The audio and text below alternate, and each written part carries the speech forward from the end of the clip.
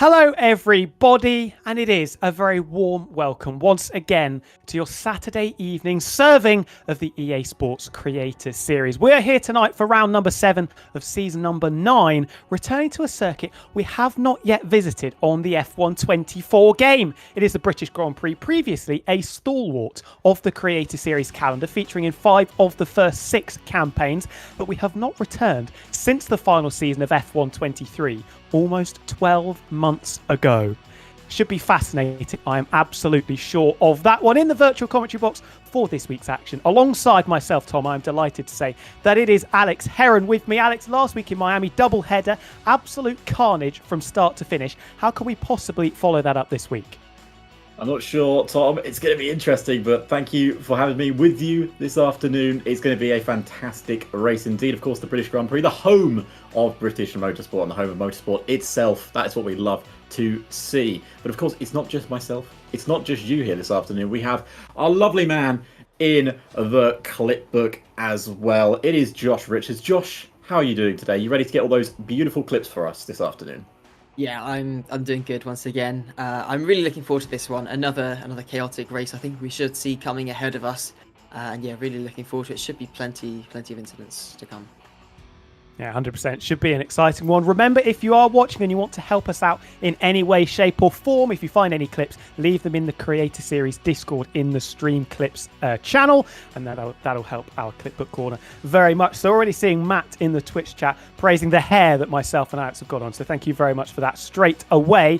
1 week ago in Miami, it was a double header. Second time we've had that this season. We had some very exciting racing, and we had a first-time winner in the F1 Creator Series as well. And we're going to jump over to have a look at how it impacted the standings, because it did technically, or realistically perhaps, take one of the 6 drivers out of contention. Razin Chai had a little bit of a stinker last week in Miami. He currently sits 6th, behind the leading group of 5, separated by just 18 points. And that could change very much so this week, couldn't it, Alex? It really could. There is quite the wild card that will be released after qualifying. You're not going to get me on that one. I'm not going to release it early.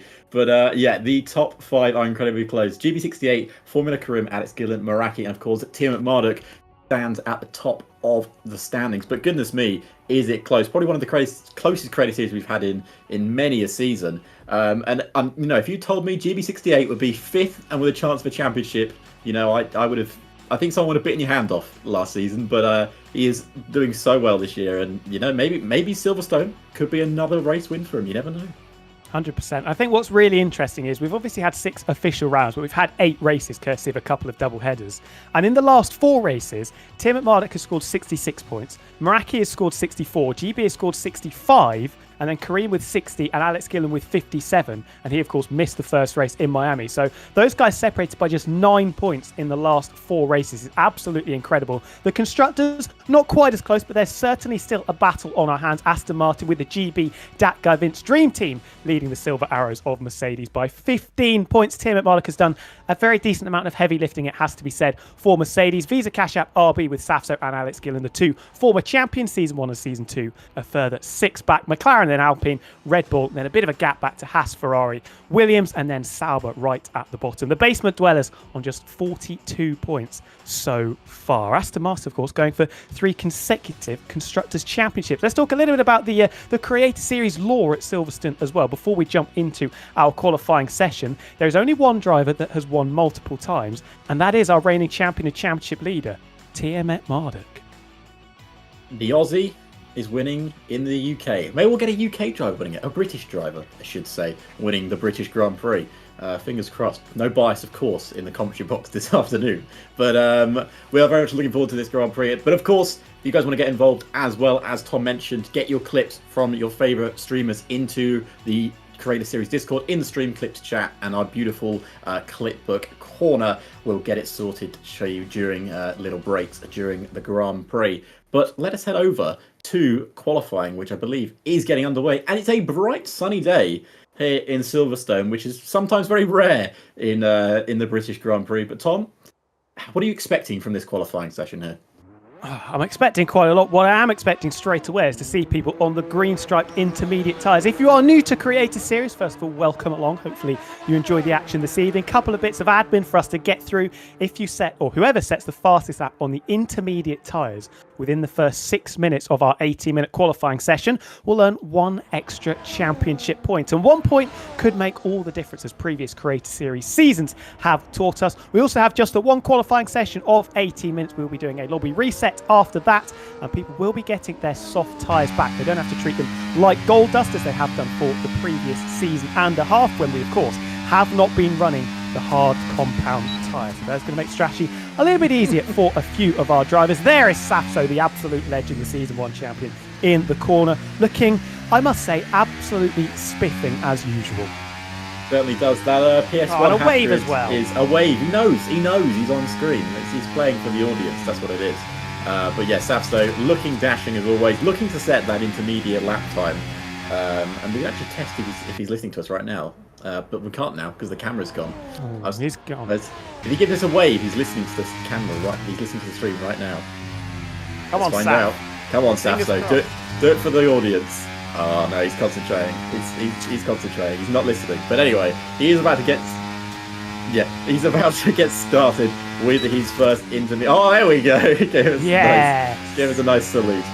He's getting started with his intermediate lap, and I'm looking forward to seeing what he can do around here. Of course, it's an intermediate lap. It's not the time that will give him that pole position, but as you said, Tom, it could give him a valuable championship point. 100%. And Safso, not in the best of form in recent races, hasn't actually finished inside the top 10 in the last 3 races that he has started. We also have 1 reservist today, no Tom Bean in the Alpine, replaced by his namesake and former winner at this circuit. Tom97 is back for the first time since season 7 of Creator Series, the very first season back on F1 24, and he's pretty rapid around this circuit. One of only 2 drivers to have taken a pole position and a win here at the British Grand Prix. The other one is the season 4 champion in Meraki. Well, that's going to be very interesting. Can he perform a miracle, come straight back in and get not only pole but the win, but the win is a long way away. We've still got an entire 15-minute qualifying session and, of course, a 100% British Grand Prix. I'm not sure what the weather's like, but knowing myself and knowing English, no rain expected in the qualifying. I've just heard in my ear from Ted Kravitz. It's good we got him in for that. But they are now going for their intermediate laps. There's a couple of people not taking their opportunity to do their interlap, just want to get a feeling of the soft tyre, and I can understand that. The inters around a dry circuit are not very nice to drive at all, but I quite like the system we have here in the Creator Series. 100%. And those intermediates are significantly better than they used to be on previous games. This is probably the best game and driving physics for the inters on a dry circuit. But Safso coming up to the Vale chicane will set the benchmark for the intermediate runners with just over 2 minutes left for everybody to get their times on the board. Rounding club corner to finish that, cutting the beam. We are just about in the 1 minute 29s, but that is a 29.3 smashed out of the park. Insert once again, Formula Kai, a second quicker than Safso. Formula Kai creating a bit of a reputation for being a qualifying master. He currently has 4/10 in his back pocket. Infratic on the soft compound tyres, about 3 seconds quicker, 26.4. Decent track for Infratic, has to be said. A lot of top 10 starts, but not too many points to go with it either. Formula Cream slotting into 3rd place, second in the intermediate run, just ahead of GB in the Aston Martin. The Green Machine here is the reigning champion and championship leader. Can he snatch intermediate pole? No, he cannot. 3/10 shy. So currently Formula Kai is on intermediate pole. Of course, Infratic is currently on provisional pole for the actual qualifying order. And here is Alex Gillen, who is going for his intermediate lap as well. A man in form, as always. Never a man out of form, Alex Gillen. I don't need to read the stat, apparently. You guys can read that for yourselves, you know. I respect Alex Gillen. He paid a taxi for me once. As he's going through nice friendship there. Yeah, it is. It is. Yeah. Well, I paid for him, and then he paid me back for it. But that's my claim to fame. But as he heads down the main straight now, looking to take intermediate pole, and of course him being in a championship fight, this 1 point could be very, very crucial for him. 100%, and hopefully we don't see any bias with that commentator-driver relationship that we have got going on in the background. Ricky 03 is slotted into 2nd place. I'm not sure if that's on the intermediate tyres. Same with Scott Taylor. I would imagine not, though Ricky is fairly quick over 1 lap. Here comes Alex Gillen, the Season 2 champion, around the final corner. Will he take intermediate pole? Only down in 9th place. Pretty identical time between himself and Tim McMardican. With 22 seconds remaining, it is still Formula Kai holding on to that championship point. Could be a crucial championship point for Kix Alba. Meraki, who's usually the king of the intermediate pole, slotting in between the two former co-op protagonists of Tim McMardic and Alex Gillen, and it doesn't look like anybody's going to snatch it away from Formula Kai. So the qualifying master, now the intermediate master, as the time ticks down, and it is Formula Kai picking up the intermediate pole position. Well, once again, Kai proving he can set a very good lap time in qualifying, no matter what tyre he is on. I'd say he's the Pastor Maldonado of the Creator Series. I think people will agree, maybe to do with some of the driving standards that they've been complaining about Formula Kai in recent weeks, but we will gloss over that because we don't want any drama here at the Creator Series. Not that there's ever been any drama at all. Adam Sanderson was running in a better position. Well, I've just been told in my ear that that graphic was incorrect, and well, we didn't quite get to see what it was. But Adam Sanderson, what I was going to say, his form, despite not necessarily getting the results, has been very, very strong. Spa, he crashed out late on, but was absolutely rapid for 3/4 of it. Was decent in Miami as well. Can he snatch provisional pole away from Infratic? Well, I've bigged him up there, and he is the slowest of the soft runners. Congratulations for that, Adam. Well, I mean, you bigged him up. Unfortunately, he couldn't achieve what he wanted. But yeah, no, you are 100% correct. He has been absolutely flying, especially in Belgium. I mean, I watched him in Belgium on in Clipbook Corner, and he was absolutely rapid. And there is a nice sight to see. Mr. Dale, once again, driving here in Creator Series. Yet to still score a podium or a win in the Creator Series. Maybe today is his day. It would have to be the day of all days, wouldn't it, for Mr. Dale? Coming round the final corner. Decent qualifier here. A couple of top 10 starts. Slots into 4th position. 26.9. I think Infratic was top with a 26.6. So a few tenths shy of that benchmark. 26.4, so half a second down on the Scarlet Ferrari at the moment. Nobody really close to challenging Infratic, has to be said. Although we haven't seen any of the big guns out on the soft tyres so far. As Dale doing some lawn mowing there at the exit of the loop. Very nice indeed. Yeah, I think just taking a little bit of a wider line, maybe just wondering if he needs to go off circuit during the race, what's the best way to do it. But if we watch Lonnie Nova going for their first soft flying run, of course they aren't now on an invalidated lap, but they will be going for a proper flying lap in a couple of seconds, just going through the last set of corners. And what a circuit we are racing on today. I think Silverstone may be one of my favourite, if not one of the best circuits on the F1 calendar, and it's so nice to be back here in Creator Series. Obviously, you mentioned, Tom, that we haven't been here for a very long time. We did race F2 cars here not too long ago, but you know, we love F2 cars, but there's a big difference between watching F2 cars go around here and watching the F1 cars go around here. 100%. Could not have put it better myself. Lolanober a little bit wide of the apex there, coming through the loop and up towards the flat Aintree corner. Could potentially see a few nasty little battles going on there, in particular on lap number 1. Been a solid first sector so far for Lolanober, and as he comes through the split, he is, well, I think he's actually about a second down on the time set by Infratic, so not the best start to the lap, it has to be said, for our most recent F1 Creator Series winner. It was very nip and tuck between himself and Formula Cream, bit of argy-bargy going over the line. Formula Cream, I think the first time I've ever seen a driver or a car crossing the line absolutely parallel with the finishing line, perfectly sideways over the line. Absolutely brilliant capture moment. And Lolanober taking his first win in the Creator Series and moving up into 7th in the standings as well. I did enjoy Formula Kareem's reaction to it. He wasn't angry, he wasn't upset. I think he was just grateful that his car was still in one piece as he went sideways across the finish line. But yeah, it was a fantastic race last time out. And just going through Stowe here onto Vale with Lolino before going into Club Corner and onto the Hamilton Straight, recently renamed after Lewis Hamilton. When he became Sir Lewis Hamilton. As Lolinober comes up to the line and will go second fastest with I don't see what it was, about 10 slower than Infratic.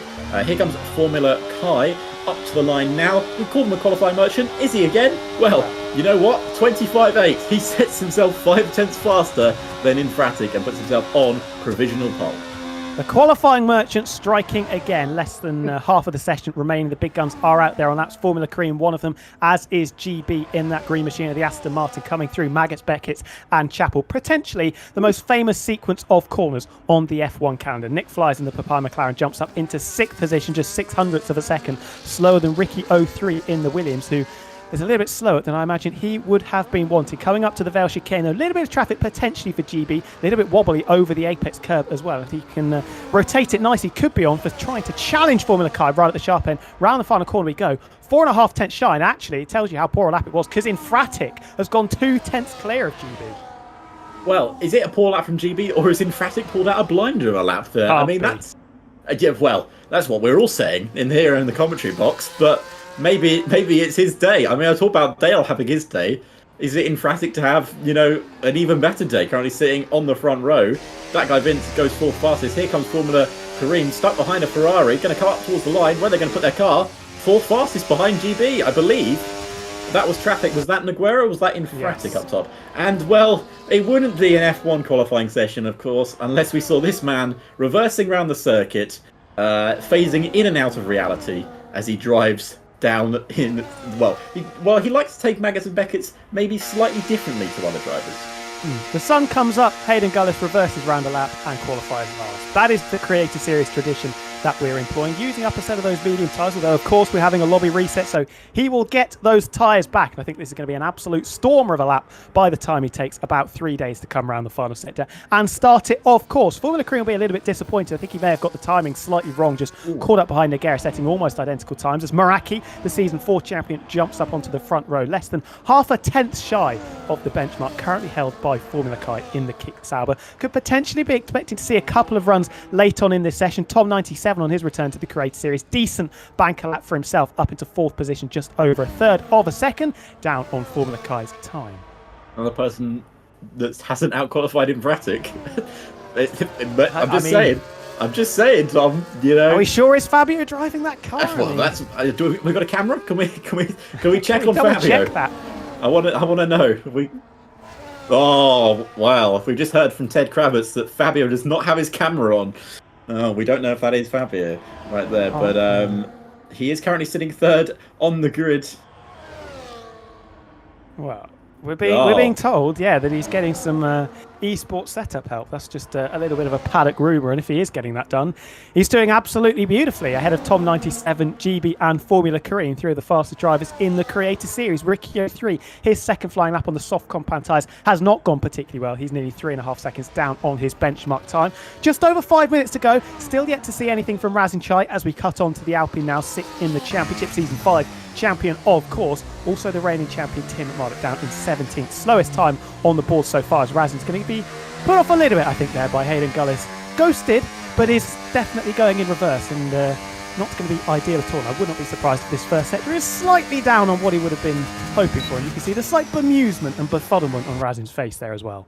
Yeah, I was going to say, Razin's face didn't change until he found a reversing Williams ghosted in front of him. I think that's enough to confuse anyone. But you're probably wondering why they're moving to the left-hand side on that Wellington straight, and it's because there's some terrible bumps going down the main straight, and you do not want to pick those up because it's just going to make you slower and you're just not going to gain any time. I believe the same thing is happening down the Hamilton straight. So if you see cars going over to the left-hand side, that is the reason why. And a so-so week for Razin left him 38 points behind the championship leader. He needs a jolt of form this week to give him a chance at the title, and he certainly will. He'll need a big result, and that may require a pole position and the win.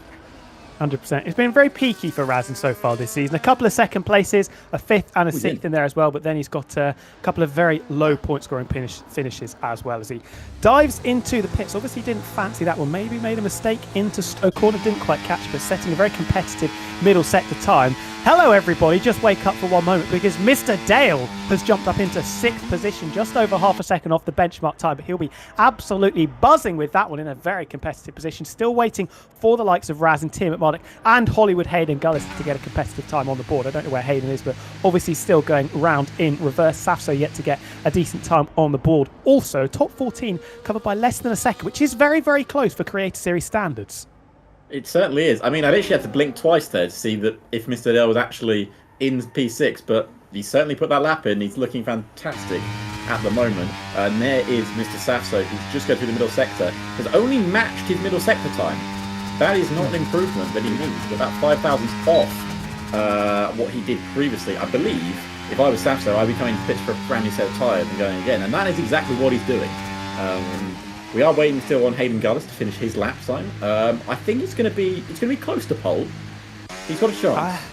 I would agree with that. And if he isn't within, I'll give him a second of pole position. I'm going to be very, very disappointed. Where is he? He's going up towards Stowe corner now, not putting anybody off. Adam Sanderson. Neither Mercedes have got a competitive time on the board thus far, improving by a quarter of a second through the first sector as Adam Sanderson, like we said earlier, big jump up in form in recent weeks, starting to find his groove, but just needs to try and stick it out and stick in there and pick up some points for his team and help their Constructors' Championship push. As here is Hollywood Hayden Gullis with a blockbuster run with about 2 minutes of the session to go, negotiating the Vale chicane absolutely beautifully. Just got to make sure you don't go out of track limits there, sir. And round club corner we go. This is going to be absolutely outstanding. What is it as he cuts the beam? It's a 3-minute 35.4, 2 minutes and 9 seconds off pole position. And to be honest, that's probably about where he should be sat.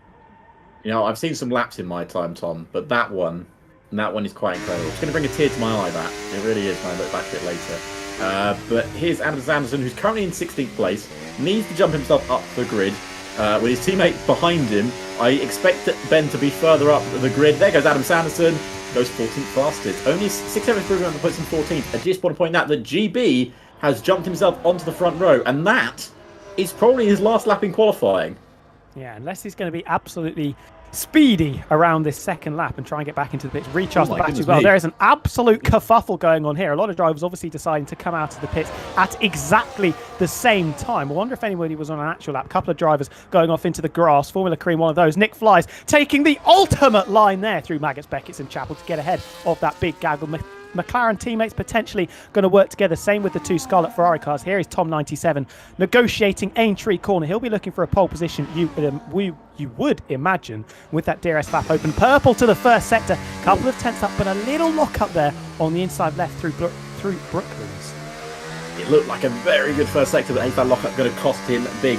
Coming down the old pit straight here, heading towards Copse Corner. I have heard from some people this is a critical corner here in Silverstone as we go through Copse and towards Maggots and Beckett's. Can Tom navigate it beautifully here? He's going to switch it to the left and then switch it to the right in the curbs. Lovely. Just slowly going down the gears before we head into Chapel and down the Hangar Straight. Beautiful stuff. His middle sector, another 2.5 tenths up.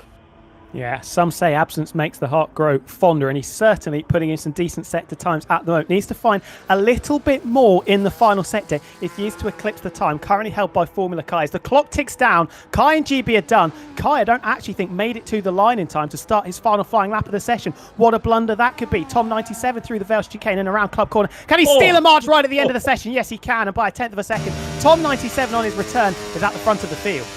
He certainly is. Wanted to make a statement.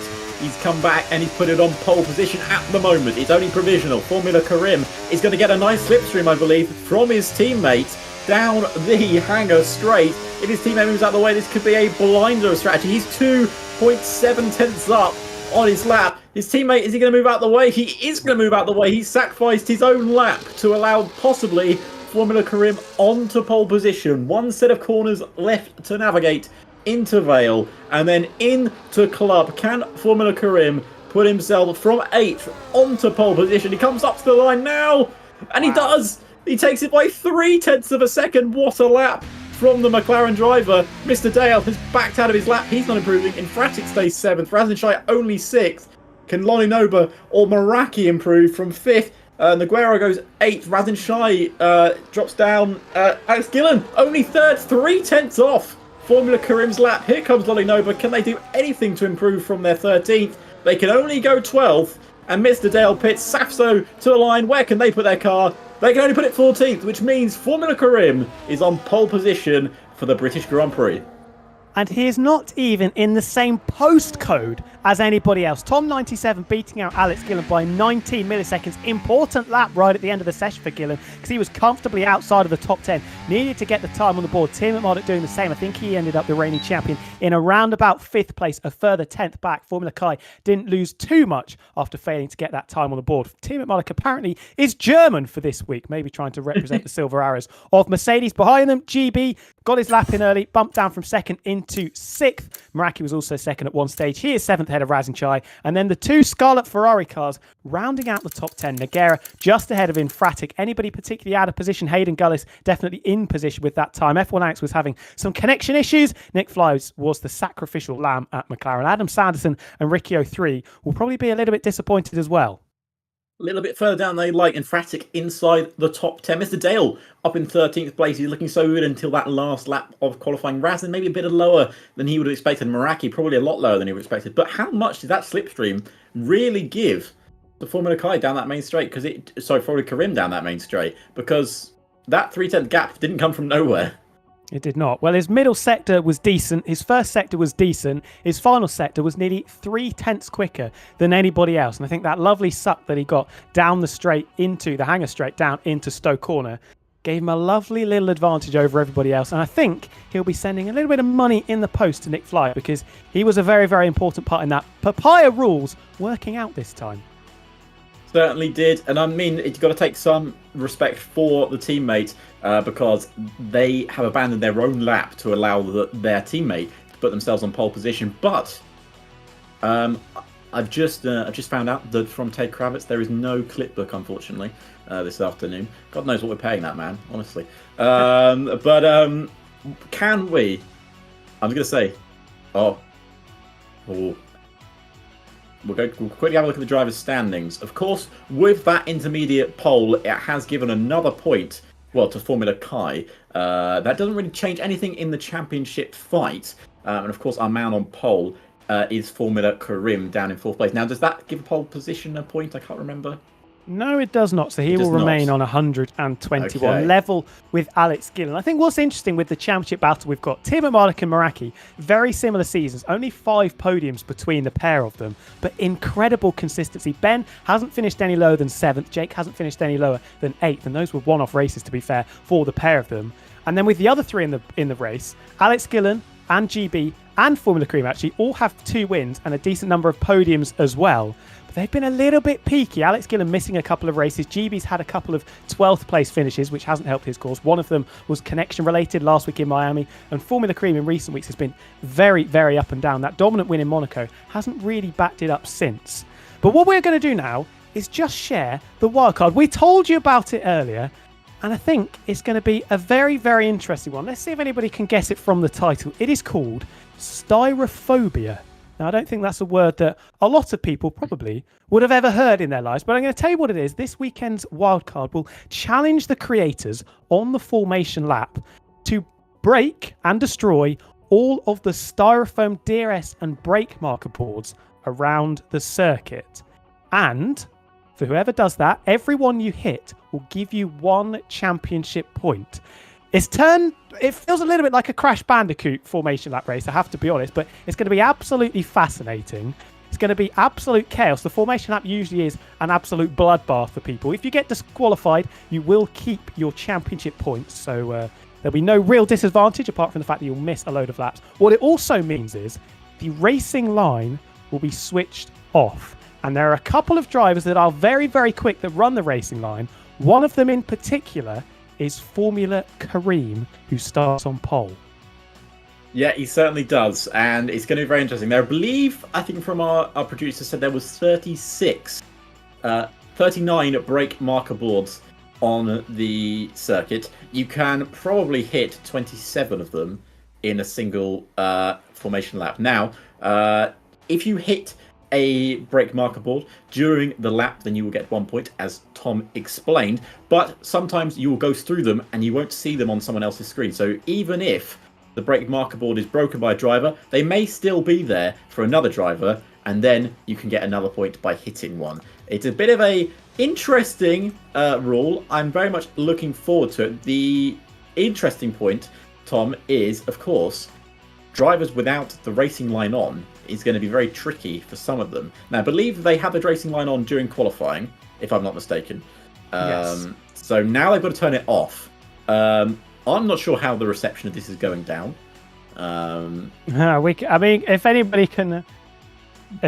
can tell us what's going on, then that'll be absolutely ideal. But yeah, I think it's you know what, I'm going to say it's a mixed reaction. So, and yeah, so it's interesting. It's interesting to say the least. So yeah, we're gonna be getting started with this soon. And you know what? Everyone seems really happy we're doing this. So we're gonna keep. I mean, I don't think I've ever seen a group of people so delighted by an announcement. Yeah. I mean, we're gonna be having loads of fun. Everybody's absolutely over the moon with what's just been announced. Us two are probably now, with the exception of Gareth Allen, that absolutely terrible human being, the least popular people in the Creator Series currently. But you've got to deal with it, lads. So get on your bike, try and pick up as many points as possible, and have a bit of fun with that, because you've been given it. Let's who just created this wild card? Gareth? I mean, yeah. So I'm gonna expose him right now. So Daniel Gilligan was meant to be here today, and he created this wild card. So if you want to put you towards anything, it's Daniel's fault. Gareth Allen was involved. Do not let that man get off the hook out of if this it. goes badly. He does not get he does not get a free pass. You do not pass go. You do not get that get out of jail free card. Direct all your hate to @GarethAllenTV on Twitter if you dislike it. Yes. And if you think the championship is going to be decided from this, then that is, I think if everyone's upset about it, then no one should hit any break marker boards. There you go. That's what they should do. That's what they should do. That's the easy option. But it's gonna be interesting. I mean, I'm not sure what's going to happen, to be honest with you. But it's all about the fun and content here at the Creator Series, which is what's going to happen in a few moments' time. I'm hearing that Razin is absolutely raging, according to Dead Cow. I'm sorry, Razin. It's nobody's got the break marker board, so everybody's in the same boat. If you all sink, then it's just going to be a test of who's the best at swimming. So hopefully you got some armband in that car. Yes, it's like the Titanic. Except everyone's not happy with being on it. Yeah, you know what? It's a talking point. That's for sure. That's the point. It's a talking point.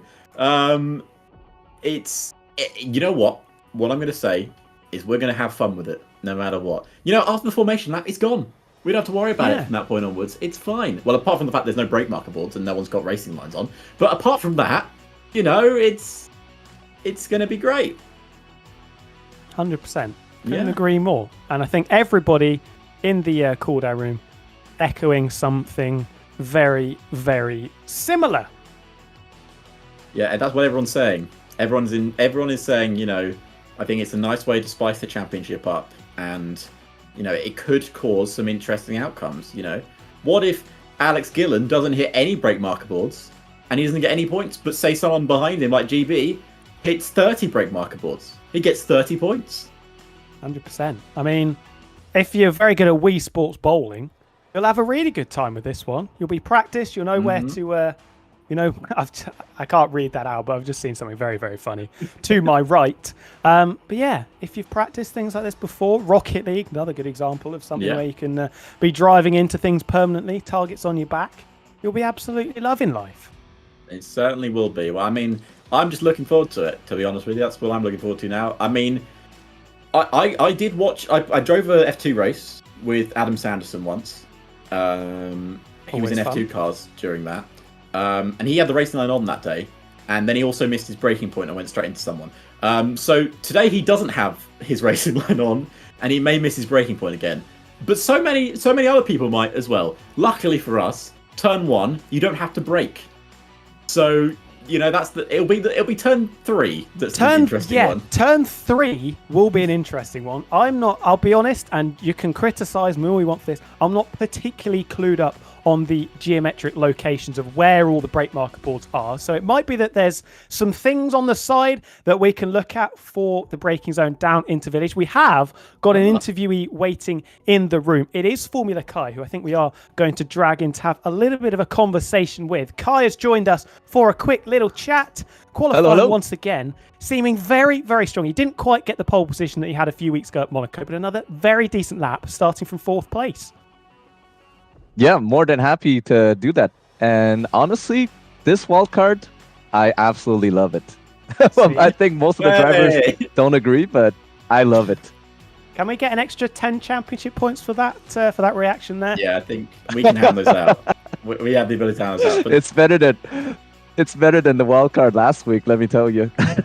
Oh, controversial. I just want to ask you a little bit about the race that we've got, obviously starting near the front. How confident are you in your race pace going into a Grand Prix like this? I've had quite a few races here in PSGL, so I'm quite confident with that. And seeing that Tom is here, I think the racing is going to be really good tonight. Yeah, I mean, he's looked very fast as well. Of course, you got intermediate pole as well, so you got yourself an extra championship point for that. Thank you. Now, I think Tom very rudely called you the Pasta Maldonado of the Creator Series. I am having absolutely none of that in chat. So I think just wanted. Are you going to try and get rid of that moniker today, this afternoon? Yes, hopefully I can get rid of that reputation. I did have a few moments here and there, I'll admit, that I'm not exactly proud of. But hey, it's content. Yeah, it's content today, but I'm very much looking forward to seeing this formation lap, Kai. So good luck for today, mate. Cheers, guys. And hopefully we'll speak to you later as well, mate. Hell yeah, hopefully. Have a good one, Kai. Awesome, thank you, Kai. Always a fun person to speak to. Yes. I think we can agree. And he's going to be looking potentially at a first podium in the Creator Series. He was on the brink of getting one a week ago in that second race at Miami. Made a little bit of a mess of I think it's technically the penultimate corner, that hairpin left. Went way too late on the brakes. Had to send out a search party for the braking application. Dropped down to 4th place. Hopefully that wasn't his last opportunity, but the pace looking very, very strong. If he can keep his nose clean, got some very quick drivers around him, could be looking at a very decent result. And he needs it because Kick Sauber, like we said at the very start, rooted to the foot of the Constructors' Championship. Yeah, I mean, it's strange that they're there considering the pace of Kai and, of course, of F1 Alex on occasions. So it's interesting to see them bottom, but I'm sure they'll pick up the results soon. But I believe, from our producer, we can head to the grid and see the grid for the British Grand Prix. And Ted's told me. Hang on a second. Ted, are you there? Earth to Ted. Earth to Ted, are you there? No, he's not. He's not there. He's ghosted us once again. Go in 2 minutes. Well, yes, in due course we will head to the grid. Let's have some predictions first of all. Oof. Obviously, Formula Cream was on pole by an absolute country mile. He has now got this added measure of driving in an unfamiliar setting, no racing line. He's one of the fast drivers that use that racing line. Do you think he'll be able to acclimatise quickly, or do you think he'll plummet through the field like a stone? And come the end of this race, if we do end up speaking to him, we'll be throwing expletives not just to us, but to everybody in the back room as well. I think it'll be interesting because it's a very different... I think people don't realise how big of a jump it is from driving with racing line and driving no racing line. I mean, I still drive a racing line on now, even with just the corners on, and it's still tricky to understand the braking zones. I think he'll be able to adapt to it quite quickly. He's a very good driver. He knows what he's doing. But, of course, with the likes of Tom97 and drivers behind him who don't race with the racing line anyway, they're going to be super quick. So I think Karim's got to play this quite tactically. It's a very tactical circuit in terms of tyres. We don't know what the weather's going to do either. So it's all to play for here at the British Grand Prix. If my prediction was on anyone, I think we're going to see, well, for the first time in a long time, I think Tom97 might stand at the top of the top step.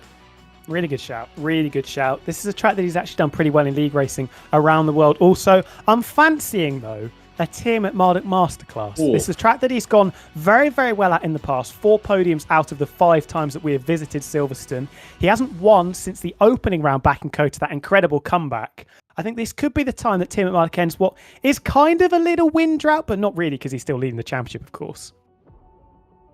And we're heading to the starting grid, and we can have a look as the starting grid And we are not in Miami. We are, of course, in Silverstone. And at the back of the grid, it is F1 Alex. And in 19th, it is Hayden Gullis towards the back of the grid. Moving forward, Nick Flies usually qualifies a little bit higher than that. I think he'll be disappointed, but was, of course, the sacrificial lamb for trying to get Formula Cream on pole. Somebody that will be disappointed, though, Adam Sanderson. Down in 17th, you would have to say he is a little bit out of position there. Then in 16th, we have Ricky 03 in the Williams, looking to move himself up through the grid. And of course, our old commentating pal, Scott Taylor, in 15th. What can he do this afternoon from 15th on the grid? The Scottish starlet, of course. The coolest man in the Creator Series lining up just ahead of him. It is Safso, the Season 1 champion. And Mr. Dell at one stage had the fastest middle sector, was nestled inside the top 10. He was bumped down into unlucky position number 13. And then just outside the top 10, it is Lottie Noba, who I think will be a bit disappointed with his 12th place qualifying. And then Dat Guy Vince just outside the top 10 in 11th. They're looking to get close to GB68 near the front of the grid. And it is an all-scarlet fifth row. Infratic and Nogueira, two drivers that have decent history around this circuit, both scored decent points hauls. They'll be hoping to be moving forward rather than backwards. And then with 8th and 7th, it is Razin Shai and Meraki. Razin, of course, gassed for this wildcard this afternoon alongside Meraki, who I'm sure will be looking forward to breaking a few brake marker boards and moving from 7th, maybe, onto the podium. Ahead of those two former champions, two that are trying to win the championship this season also. GB68 starting from 6th position and the reigning champion and championship leader Tim Mollick. 2 wins at this circuit already. Can he make it 3 from 5th on the grid? And then just behind the front row, it is Formula Kai, of course, taking intermediate pole and just missing out on pole position. Couldn't do what he did in Monaco. And then Alex Gillen, of course, lining up in 3rd. Always one to look out for. You can never underestimate the Gillen. You certainly cannot. And on the front row, Tom97 on his return to the Creator Series, and Formula Cream starting from pole position, bouncing back from a couple of dodgy qualifyings to set the tone in our 18-minute qualifying session.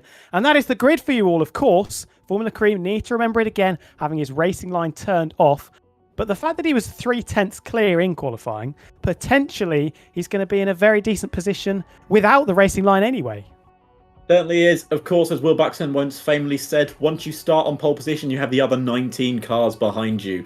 And hopefully he can keep them behind him this afternoon. Is that racing line going to affect him? What drivers is it going to affect? And where is it going to affect them the most? I think Stowe could be a very particular braking zone. Maggots and Beckett's as well. And of course, Copse Corner could be very interesting indeed.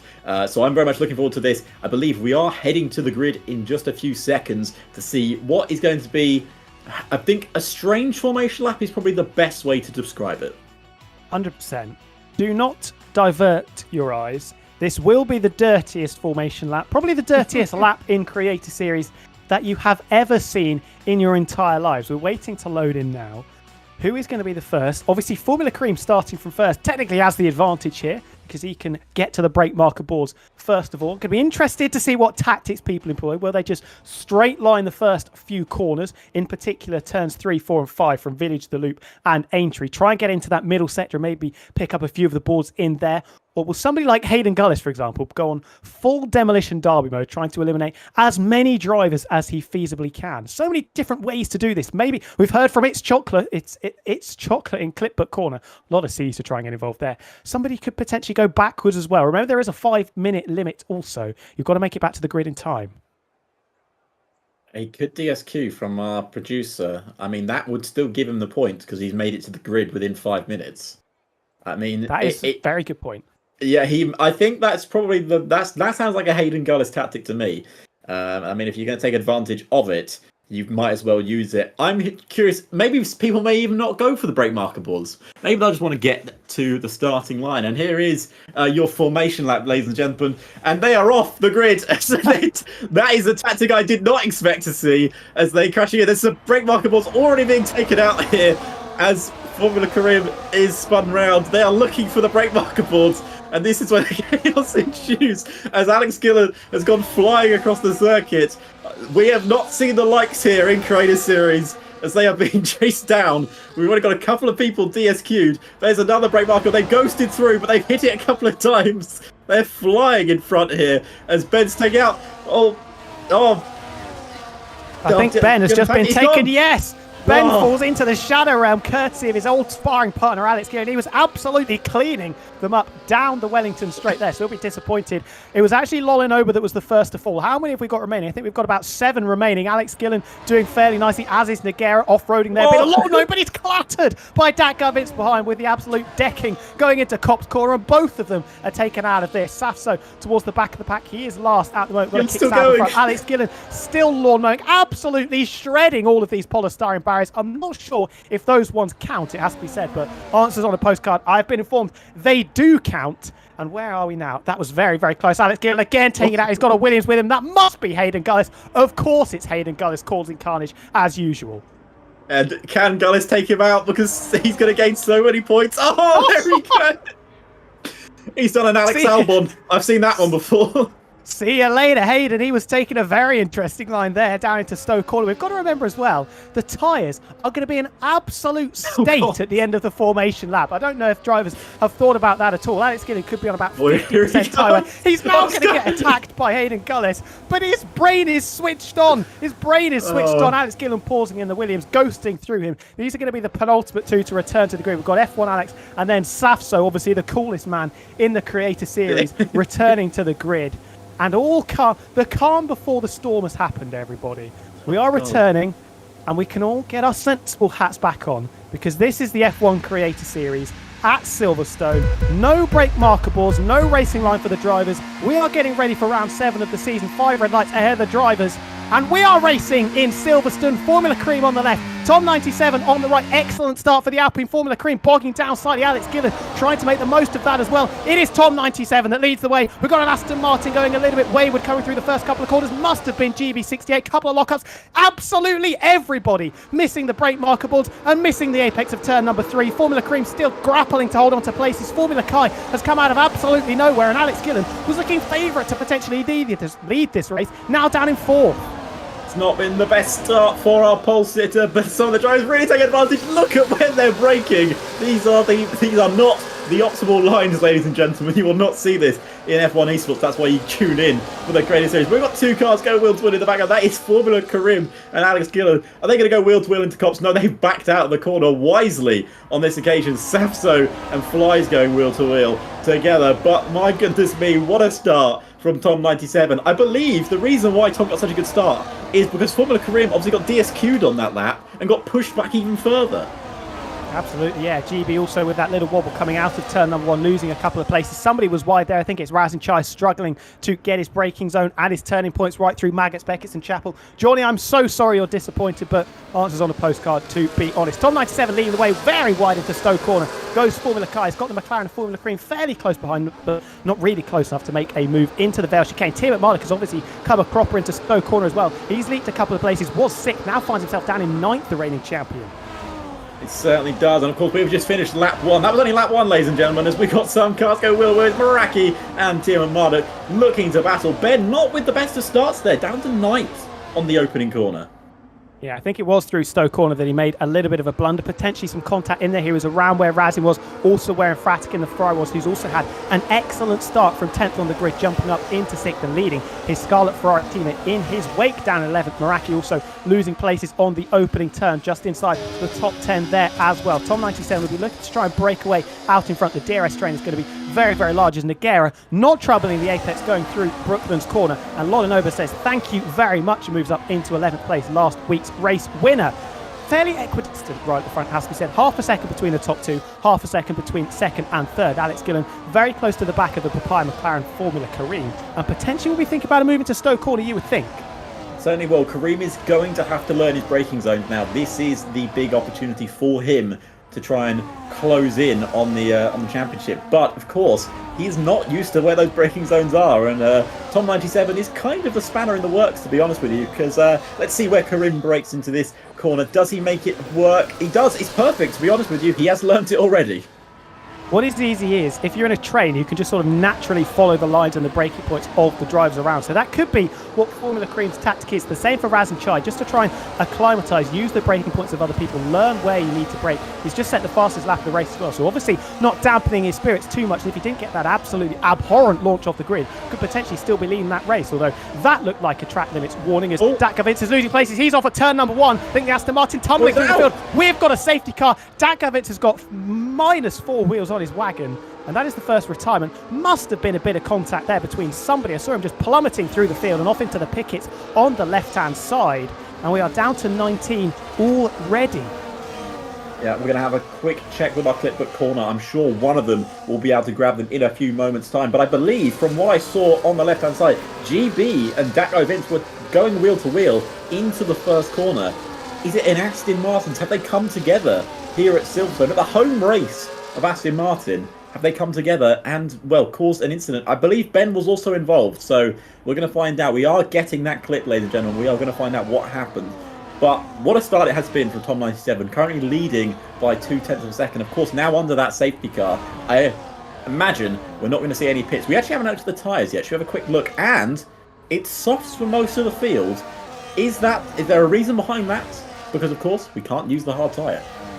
Absolutely. Well, the soft tyre is not going to be an incredible race tyre, but of course, since we had that lobby reset, everybody gets all of the soft tyres that they used in qualifying back for the race. So it just makes things a little bit more interesting strategically for the 52-lap race that we've got. I'm hearing that it might have been the two Aston Martins tripping over each other. Bit of a dummy into the pits goes Tom 97, but nobody following suit. I think the reigning champion Tim Mark also trying to do the same. Nobody has bitten the bullet so far. I think, is that a Red Bull diving into the pits? Yes, it is. Is that going to be Meraki? No, it's actually the RB of Safstow. We've got a McLaren in there. Adam Sanson trying to get an overtake on pit lane entry between himself and Nick Flyers. The McLaren just about holding station in what was 16th position. They're going to find themselves right at the back of the pack. And only a clutch of drivers coming into the pits. Certainly is. Now, I believe we do have the incident into the first corner. So should we head over to Clipbook Corner and let's hear what happened. Chocolate, what happened in that first corner between Daco Vince and GB, or was it any of those? Yes, it was unfortunately contact between the two Aston Martin drivers. I've got Vince's clip here. I think we'll be getting GB's in just a moment. Coming in towards turn number 1, they're going wheel to wheel. GB sticks his nose in. Unfortunately, a little bit of contact. They come together and off into the outside barrier. I have just received a clip as well of GB's POV. So let's have a look at this one. So as it slowly but surely loads, GP was gaining, coming down towards turn number 1. Got his front wheel alongside, just understeers a little bit as he turns into the corner. And yeah, teammate on teammate contact, they come together, and unfortunately one of the Aston Martins out. Not great for their Constructors' Championship hopes. Thank you very much for that, Josh. I think, yeah, GB maybe just hitting the bump there on the inside going into Abbey Corner, and that just planting him into the side of his teammate. Both of them losing places. Datkovich losing his front left tyre as well. And that is the reason that Bert Mylander is making his first of what I can only imagine will be many trips in this 52-lap British Grand Prix. Tom 97 will be absolutely delighted. Started the race beautifully. Formula Cream did not get off the grid well. Alex Gillen was looking potentially favourite to steal the lead from Tom 97 down into Brooklands Corner on the opening lap, but just getting caught up in a couple of battles. Formula Kai coming through and Formula Cream reclaiming that position that he lost off the line from the Season 2 champion. Certainly is. Yeah, unfortunately for that guy, it was a little bit out because GB didn't mean to do it in the way he did. You know, two cars going into one in that corner never really goes that well. And even though it's a long runoff, you are going at such speed into that first corner. There is no way you're slowing that car down before you go into the barrier. So shame for that guy, Vincent, because you never want to see teammates come together like that. But it has caused the safety car. It's started the safety car. My producer's making me laugh in my ear. We've had the first safety car this afternoon. And as you said, Tom, likely to be one of many. I believe red flags aren't on. So we won't be having any stoppages of red flags. But the safety car will help the soft tyres, of course. A Creator Series rule, no hards are allowed. You must use the softs and the mediums. I don't know if there's any rain in the air. It is the British Grand Prix. It can always happen. We said this in Belgium, that there was no rain on the telemetry, and then it rained in the last couple of laps. Absolutely. So keep your eyes very much peeled on the skies above us. The weather looks set fair, little bit of cloud cover, but nothing particularly dangerous in the skies for the time being. I don't think any of the drivers will be particularly concerned about the rain coming down for the time being. Tom 97 will probably be more concerned about the kick-out that will be following in his footsteps as the safety car comes in, which we imagine will be at the end of this lap number 5. We obviously lost that guy Vince with that collision between himself and his teammate GB. The first potential crack, it has to be said, between the two Aston Martin teammates. The Green Machine double pairing that has worked so well in recent seasons. With GB's just got to get back on the bike and carry on, because he did lose a couple of places. Alex Gillen was getting very close as well, trying to get maybe a bit cosy with Formula Cream in the cockpit of that Papaya McLaren car. Don't want to be causing any collisions under safety car, because usually on this F1 24 game, that is a slam dunk penalty.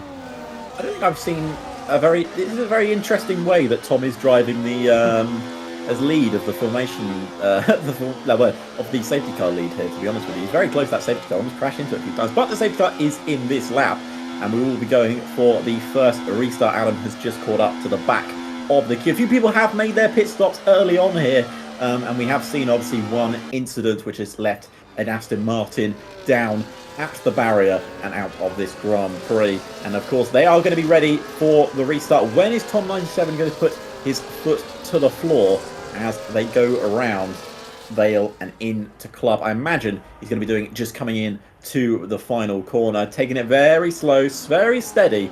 We do not want to see another crash into the first corner, but we still got a long way to go in this British Grand Prix. Tom 97 lining it up, and he's going to release it now as he gets back underway. Caught Formula Kai a little bit, and it's going to allow Formula Karim to close in a little bit more here. We restart on lap 6 as we've got a battle in the background. Looks like Lolly Noba's trying to go on GB into the first corner. They didn't make it stick, but will they make it stick into turn 3? They're going to dive it down the inside, late on the brakes, and they are going to go wheel to wheel. No wheel banging between the two drivers. They go wheel to wheel through the loop and onto Aintree. They're still battling wheel to wheel, but Lolly Noba can't make it stick, and going down the Wellington straight. Can they get them into Brooklands? They're a bit too far back. No DRS, of course, until the end of lap 6. A little bit too far back. One Green Machine trying to defend, the other Green car trying to attack. Was very close to the back of Tom 97, down into the braking zone of Brooklands corner, but wasn't quite close enough to try and slide that Kick Sauber alongside and up the inside to take the lead of the race. For the very first time, we can see Tim McMahon, the reigning champion, in the bottom right of the screen, just underneath the rear wing of his former teammate, of course, in Fratic, in the Scuderia Ferrari car, battling over 6th and 7th positions here on lap number 6 as everybody sweeps through Maggots, Beckett's and Chapel, the most famous sequence of corners in Formula 1 history. And coming out of it, Tom 97 has got Formula Kai to try and deal with here. Maybe a little bit of battery being used by the driver that set pole, of course, a few weeks ago in Monaco, gaining all the time but not gaining quite enough. Move up the inside. Tim McMahon was on the prowl a few moments ago, but now under pressure. Here comes the season 4 champion in Meraki, trying to push the reigning champion down a couple of spots. The Mercedes has the inside into the Vale chicane, and Tim McMahon will hold station in 7th position for the time being. Certainly will. Ben just holding on to that 7th place position. GB closing in on Meraki though. Are we going to see GB go for another move into that first corner? Hopefully, for the car in front's sake, not. But Formula Grim just a bit deep into the first corner, and that has cost him big. And that is maybe the first sign of him making a mistake with no racing line on, because he's looked so composed so far. But too late on the brakes has cost him a little bit, and has allowed Alex Glynn to swoop on past. Maybe sticking behind Alex Glynn isn't the worst idea in the world, as here comes GB. Will he go for it down the inside of Meraki? Meraki brakes very late into the corner. It's maybe trying to take the defensive line, but GB wasn't alongside him. Is he going to run GB out of road? He does, but GB is nowhere to be seen. He sticks behind him for another lap, or does he? Surely not, GB. We've seen this before. Don't go wheel to wheel into cops. No, he holds it together. Doesn't want to make a Hamilton Verstappen moment here. 100% no. Attack to defence very, very quickly for the Season 4 champion, but holding firm with the attacking GB68 behind, trying to nab 8th position away from that Red Bull car. Very equidistant in this DRS train. It's going to be absolutely critical. Tom 97 trying to break the slipstream for Formula Kai, who doesn't look particularly interested in trying to challenge the Alpine car, saving his battery going down the hangar straight. Alex Gillen still in hot pursuit of Formula Kai, also after he made that move on Formula Cream. A couple of interesting storylines to tell you about as well. Formula Cream currently sat on 2 warnings, one more, and he picks up a 3-second penalty, as is Tiamat Marduk. Not usually one to pick up corner cutting penalties. He has 2 warnings as well. And there he goes, Alex Gillen, fastest lap of the race. Maybe starting to show what he can do in some little bit more clean air. But he's got Formula Kai in front of him. Not the easiest Taskmaster to battle, as Hayden Gullis and Mr. Dale, well, they are putting on a show for the audience this afternoon. They go around the outside. Gullis is going to force him now around the outside, but can't make it stick. Dale looking very racy this afternoon. He will get DRS. They both got DRS because they were both near the detection zone. And there is Mr. Dale racing past Hayden Gullis. Will he pick his braking zone properly? I believe he has caught the apex. And Scott Taylor with the first of, I'm sure, many 3-second time penalties we're going to see this afternoon. But Gullis isn't done. He's going to go back at him as he's going to try and go wheel to wheel into Cops Corner. But Dale running a lot of straight line speed on that Red Bull this afternoon. The big problem is, though, they've dropped out of the DRS train 1.5 seconds to Nigeria front. That is going to be very, very difficult to try and overcome. So we could be seeing that leading group of 11 start to pull away from the secondary group behind, which has Ricky 03 in it, of course, who is very, very rapid on his day. 0.6 of a second, separating Tom 97 and Formula Kai in first and second position. Alex Gillen still nestled in behind them in third position. Formula Crew not really making any inroads and actually going very wide there, missing his braking zone by an absolute country mile into Stowe Corner. Is he going to have to go defensive into the Vale chicane? He is not, because Razin Chai not quite up to the task there, a little bit too far back to try and launch it up the inside. Got to be careful through the Vale chicane because those sausage curbs are absolutely deadly, and also quite a difficult traction zone as well. It certainly is. You do not be picking up damage this early into the Grand Prix because we're only on lap 9 of 52. It's not time for heroics yet. We've got a little bit of a yellow flag in the final sector. It has been cleared up between, I believe, Scott Taylor, F1 Alex, and Adam Sanderson are all having a battle for 19th, 18th and 17th respectively.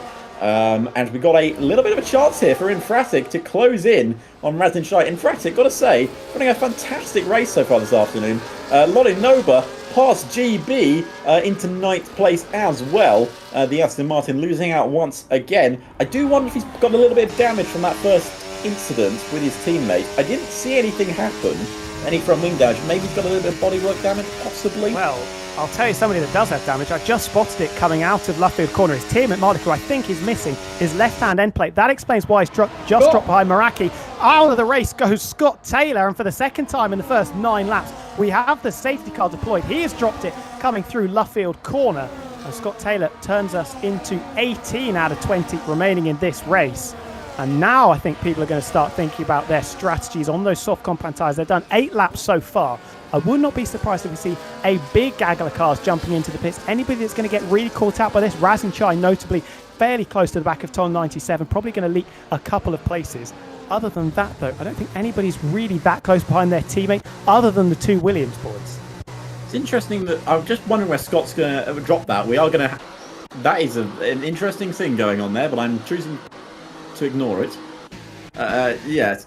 Alex Gillen's got a 10-second penalty. Contact between himself and Formula Kai going down pit road.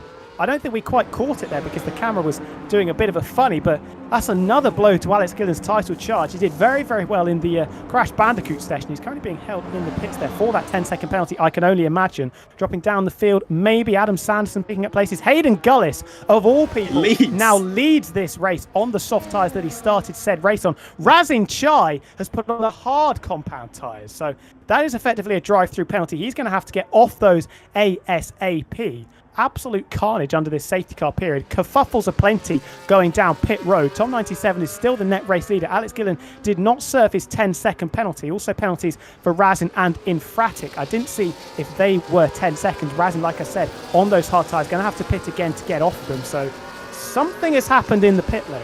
We didn't quite catch what it was, but I'm sure over in Clipper Corner, we are going to see what went down on pit road. Let's have a look. Let's have a look at Clipper Corner. I'm mute. I can't believe this. I have absolutely no clue what's happened in the pit lane, unfortunately. What I do know is where the safety car came from.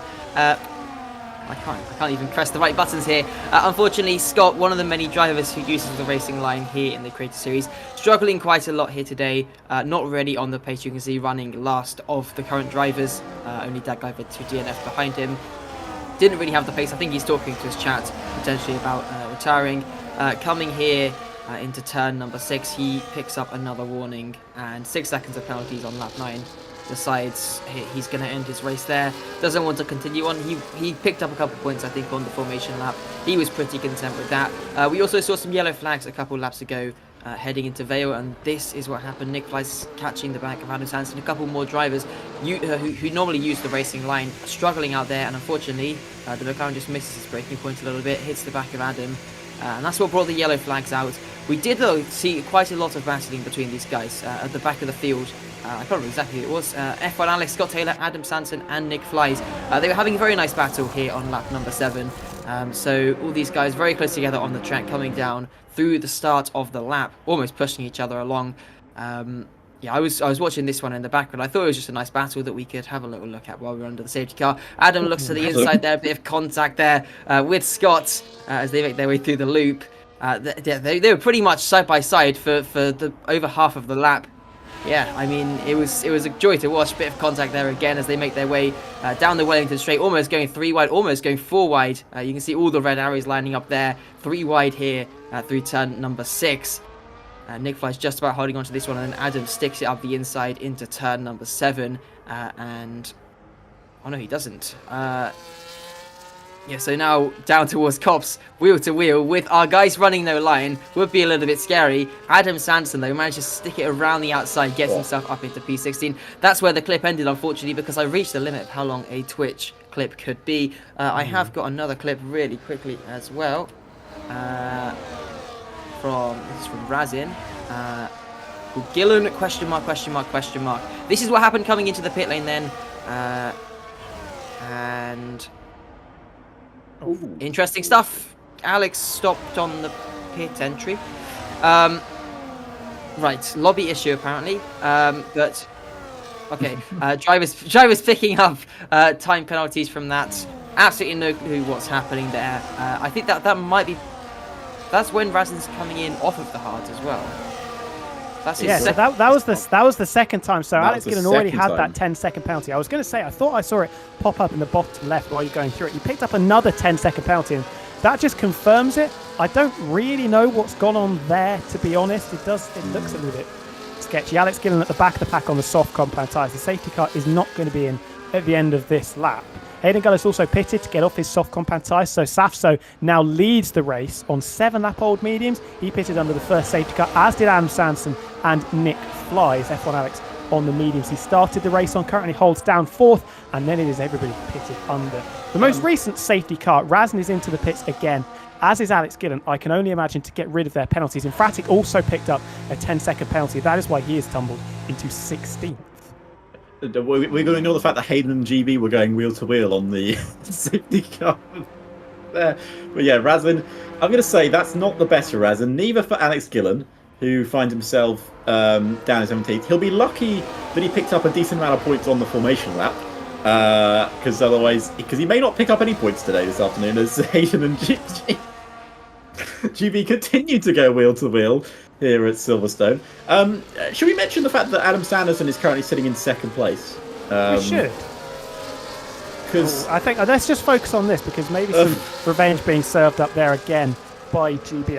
I couldn't quite see if there's more contact. Well, you can see the sparks flying, so debris definitely being thrown up. Lovely little battles. Hayden chucks it up the inside into the second part of Luffield corner. GB going to try and hang it around the outside, and they will continue side by side, and then he's squeezed onto the grass. Very, very tetchy racing there. Stewards surely got to get involved with that one. Disgraceful from GB, shoving Hayden onto the grass there, and neither of them look particularly perturbed or concerned by what is going on. But yeah, Adam Sanson currently holding down 2nd place, the lead Mercedes driver. He pitted, like I said, under the very first safety car that we had on lap number 4, I think it was, for Datko Vince's retirement. So he's going to be slightly compromised, as is Safso, Nick Fleiss and F1 Alex on those older medium compound tyres. Evie and Hayden Tigo will well. We got an Adam face. Can we see what he looks like right now?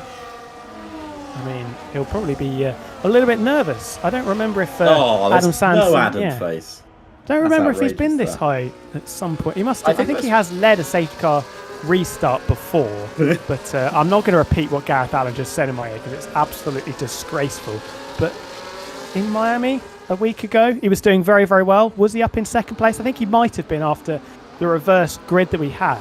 He could, I'm being told, but he might have even been leading the race. This isn't a reverse grid. This is a full blown. This is where he deserves to be. second place. The safety car staying out again. Alex Gillen and one more Razanchai hadn't quite caught the back of the pack yet. Gareth being rude, always daft. Always Gareth Allen being an absolute menace in our ears. 24 hours a day, 7 days a week, 365 days a year. Takes Christmas off. No, he doesn't. He's always there. Oh, he's always there. He's my next present under the tree. But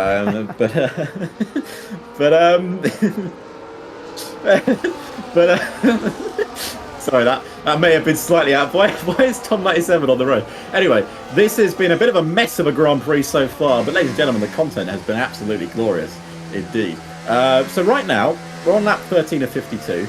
Safso leads by 1 second, but we're under a safety car right now as Tom 97 has gone for the overtake here on F1 Alex.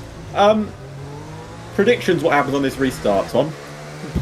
I mean, how many hours have you got? He's jumping into the old pit lane there, Tom 97, trying to potentially pick up a pit stop from a pit crew that won't have been out in the old pit lane as we go down the national pit straight. I think Tom 97 is going to carve his way through very, very quickly indeed. Formula Crew, I'm going to be interested to see how he works this, how quickly he's going to get past Formula Kai. They had a little bit of a tete-a-tete 1 week ago in the second Miami race. Formula Kai going into the back of Formula Cream, lost Cream a few places and potentially cost him a chance of finishing on the podium in that race. But they're going to have to negotiate the 4 drivers that are on those old medium tyres first and foremost. Surely it's going to be in at the end of this lap.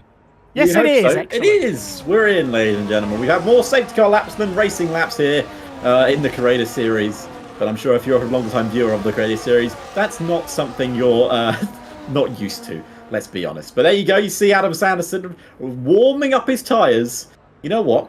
He takes the lead on this lap. That's my prediction right there. Big call. Dive Safso into turn 3. Well, Safso, remember the saying, you never forget how to win a race. And even though he hasn't done it for what feels like 345 years, he is, remember, the Season 1 champion.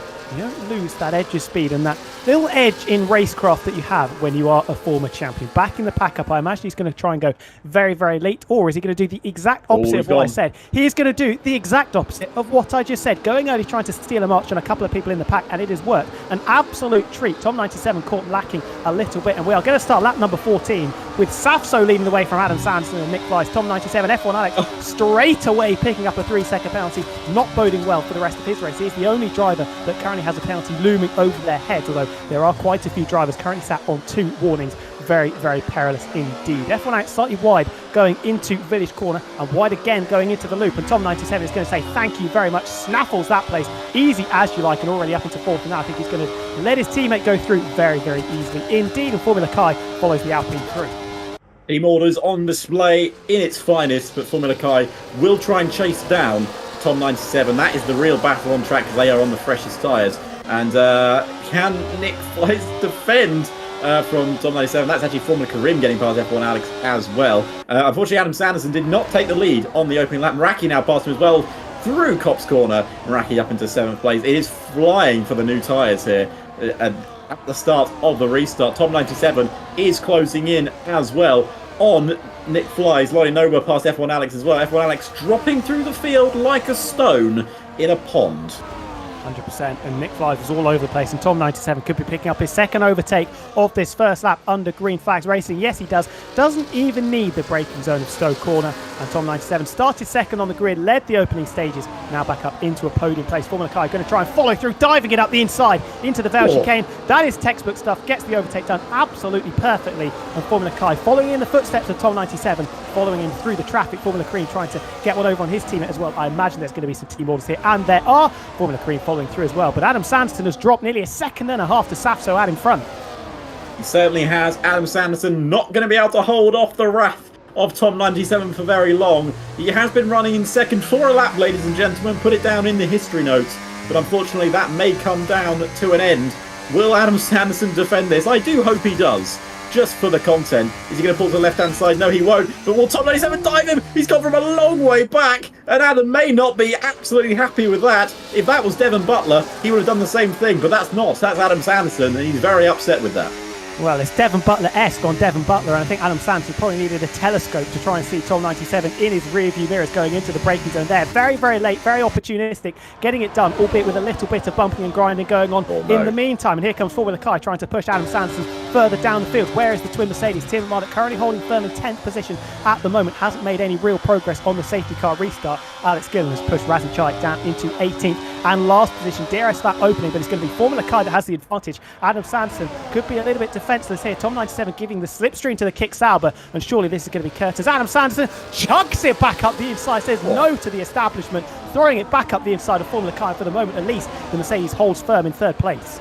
Very nice indeed from Mr. Sanderson. He's like, I may lose second, but I won't lose third. He's holding on to the back of Tom 97. Dale picks up a 3-second time penalty. Another driver to get another 3-seconder. Can Adam hold on to the back of Tom 97's DRS for maybe another lap? As Tom 97 has closed in on Safso as well. He's already within his DRS range. Formula Kai continues to push Mr. Sanderson in third place, but here comes Tom 97. He is closing. He's closing in. Can he close in fast enough to maybe get the overtake done? Will he dive? Will he send it? He's not going to send it on this occasion. He's a bit too far back, and Adam has held on to third place for another straight here. And he's hurting the group behind as well. This could enable Tom 97 to scamper off into the distance if Adam Sanderson continues to leak time to the drivers in front, and coincidentally and in time as well, push the drivers that are chasing Tom 97 back into the pack. Not going into Cop's corner side by side. It is Tom 97 ahead before we get to the apex of the corner. Adam Sanderson still holding on to third position, although Formula Kai, I think they are side by side coming out of Cop's corner. They're just going to appear there, no. Nose to tail, Adam Sanderson, Formula Kai and Formula Kareem. Safs, I think, is going to use the DRS to his advantage there, and surely now, with no helping hand from the rear wing flap, Adam Sanderson is going to tumble down the hanger straight. Through goes the Kick Sauber. Safs is going to take the lead back from Tom 97. DRS sharing with the driver that started in second position. Adam Sanderson does fall into sixth position. Kareem come through, as does Meraki as well. Meraki, unfortunately, ending Adam's dream. Was Adam going to dive it around the outside? I think it was a bit optimistic from Adam, but I appreciate the attempt from the Mercedes driver. Currently the highest running Mercedes driver, but his teammate, I can just see, is fighting for 8th place. He's about to battle Maguire as well. Not only battle him, but pass him into the first corner. I imagine we're going to see some team orders once again from the two Mercedes, as Ben will probably ask Adam, can we just shift out of the way and you can hold up the guys behind me? 100%. Not sure if Ben fixed his front wing damage under the safety car, but I'm seeing a wing that is fully intact, so that is going to enable him to go at full pelt and try and charge towards that leading group that have started to separate a little bit as Tom 97 and Safso work together. But Formula Kareem and Formula Kai, I think, have the pace to overcome that DRS sharing between the leading duo. Yes, they have. They are back in the 1 second window. And it's actually Meraki that's under a little bit of pressure. 0.8 of a second to the quartet in front. Got to be careful that he doesn't fall out of the 1 second window. Having it confirmed. Thank you very much, Batman. Ben did fix his front wing. He's going to be hell for leather trying to get past, first of all, his teammate, and then his former championship rival, his current championship rival, Meraki in fifth. Yeah, he'd want to close in. He obviously still leads the championship, but of course, with the opening formation lap and with the chaos that has ensued in the British Grand Prix so far, it could all still switch around. Adam currently still sitting in 6th place, but he's a second back now from Meraki, and there is going to be Tim Amada going around the outside of Stowe Corner up into 6th place. Easy enough for Ben. I'm sure Adam didn't fight that too hard as the two of Raz and Shai and Ricky go wheel to wheel. Ricky defending it nicely there as Raz is going to dive it down the inside of Vale and will make it into 15th place as Formula Kareem sets the fastest lap of the Grand Prix, just putting his intentions out there. Yes, I may not have my racing line, but I'm still as fast. Yeah, some of the faster drivers just starting to pull their way through the field. Formula Kareem, one of them. Alex Gillen getting past the other McLaren of Nick Fleiss down into turn number 1 to move up into 13th place. And Tim Malik also just very slyly making his way through, keeping his nose clean and putting himself into a very competitive position as we come just towards half distance. Still about 8 laps until we get to lap number 26. Alex Gillen not making up for lost time, as he picks up another position down in Wellington, straight passing Mr. Dale, pushing the Red Bull down into 13th. Next up will be Fabio, who's also made up places since the safety car came in, but he is 1.2 seconds off the back of GB in the Green Machine. And that should be easy pickings for Alex down the hanger straight. Certainly will be. It's an emphatic Dale with Gillen sandwich in the middle. That is quite the interesting combo, I must say. You may not see that all the time, but I'm certainly happy we did. As Lonnie Noba and Adam Sanderson went wheel to wheel in Maggers and Beckers, and there is Naguero. Naguero's just got his nose in there. Adam has to leave him room because Naguero is there as we see Formula Kai and Formula Karim go wheel to wheel, and Kai has got that advantage and he's passed. He's up into third place. Adam loses even more places here. Naguero tries to get GB as well. GB's on a recovery drive this afternoon after obviously taking out his teammate, and now he's battling for 8th place with Naguero. He's still going wheel to wheel and he goes round him. GB's done very well there to pick up the pieces, was behind the Ferrari of Nogueira and managing to get ahead of the Portuguese in that Scarlet car. As Adam Sanderson, the third driver to pick up a 3-second penalty, we're going to see them absolutely coming in thick and fast come the end of the session. We're going to be collecting them like they're going out of fashion. Tom97 still with Safso right in his rear view mirrors as Infratic launched it up the inside of Adam Sanderson, who falls off the circuit. Alex Gillen licking his lips, potentially thinking about picking up a couple of places here. They can't cling onto the coattails of Nogueira in front. Alex Gillen around the outside of Aintree corner pushes Adam Sanderson down into 12th position, and now here comes Gillen up the inside. This should be very easy for the Season 2 champion. Down the inside into Brooklyn's corner, misses his braking zone slightly. Can Infratic try and re-attack around the outside? No, he cannot, and Gillen is up into the top 10 with a very slick piece of driving indeed. Certainly is, and Formula Kai has made it past Safso, and we have a change for second place. Kai is into second place. Safso was running a very good race considering he's on older tyres, but he's currently only sitting in third place at the moment. He's got 15 laps on those medium tyres. I imagine they're going to start hitting the cliff sooner rather than later. Of course, we are only on lap 20, or going on to lap 20 in this 52-lap Grand Prix. We still have probably another pit stop phase to go. Still, no rain expected. F1 Alex has retired. Safety car, and someone's died immediately in, and it's worked out brilliantly for the RB of Safso, who has made that work fantastically, and that is, I believe, the Mercedes of Ben or Tim Marduk. Oh, that could be a huge strategy call there from Tim Marduk. Safety car coming out at a very good time for him and taking the advantage that could be presented by that. Nogueira, a 10-second penalty for speeding in the pit lane. That is not good news at all. Going to be fascinated to see what compound of tyre these drivers put on. I think it's the yellow stripe mediums for the reigning champion of Tim Marduk, although I couldn't quite see. You can see there in the bottom right of screen. Worked out absolutely beautifully for Safso, although he does still have to... No, he doesn't, because he started on the soft tyres. Pardon me. Both of them putting on the mediums. Nogueira with that 10-second penalty on the softs, along with Nick Flies. Adam Sanderson on a new set of mediums as well. But he is tumbled to dead last in this race, currently holding the wooden spoon. He certainly is, but I'm sure he may be able to gain some places when others come in for their next pit stops towards the end of the race. But we're going to head over to Clipbook Corner and any action we may have missed during the last phase. He's not ready. We're going to wait. But we've gone to Josh already. We'll come back to Josh. Let's have a strategy discussion, actually, because Tim Marduk and Safso jumping into the pits, they're putting on their second set of the medium compound tyres. Now, we've still got quite a long way to go in this race. Does that put them at a little bit of a disadvantage, potentially, when we get to the latter stages? Say a safety car comes out again, say, in 10 laps time, for example. You can't really stretch the soft tyres to the end of the race. No, you certainly can't, and that is going to be a big issue. Of course, we can't use the hards. That will cost you, well, basically, as Thomas explained before, a drive-through penalty. You have to take them off and put on a new set of tyres. The softs will not eke out. We've probably got another safety car.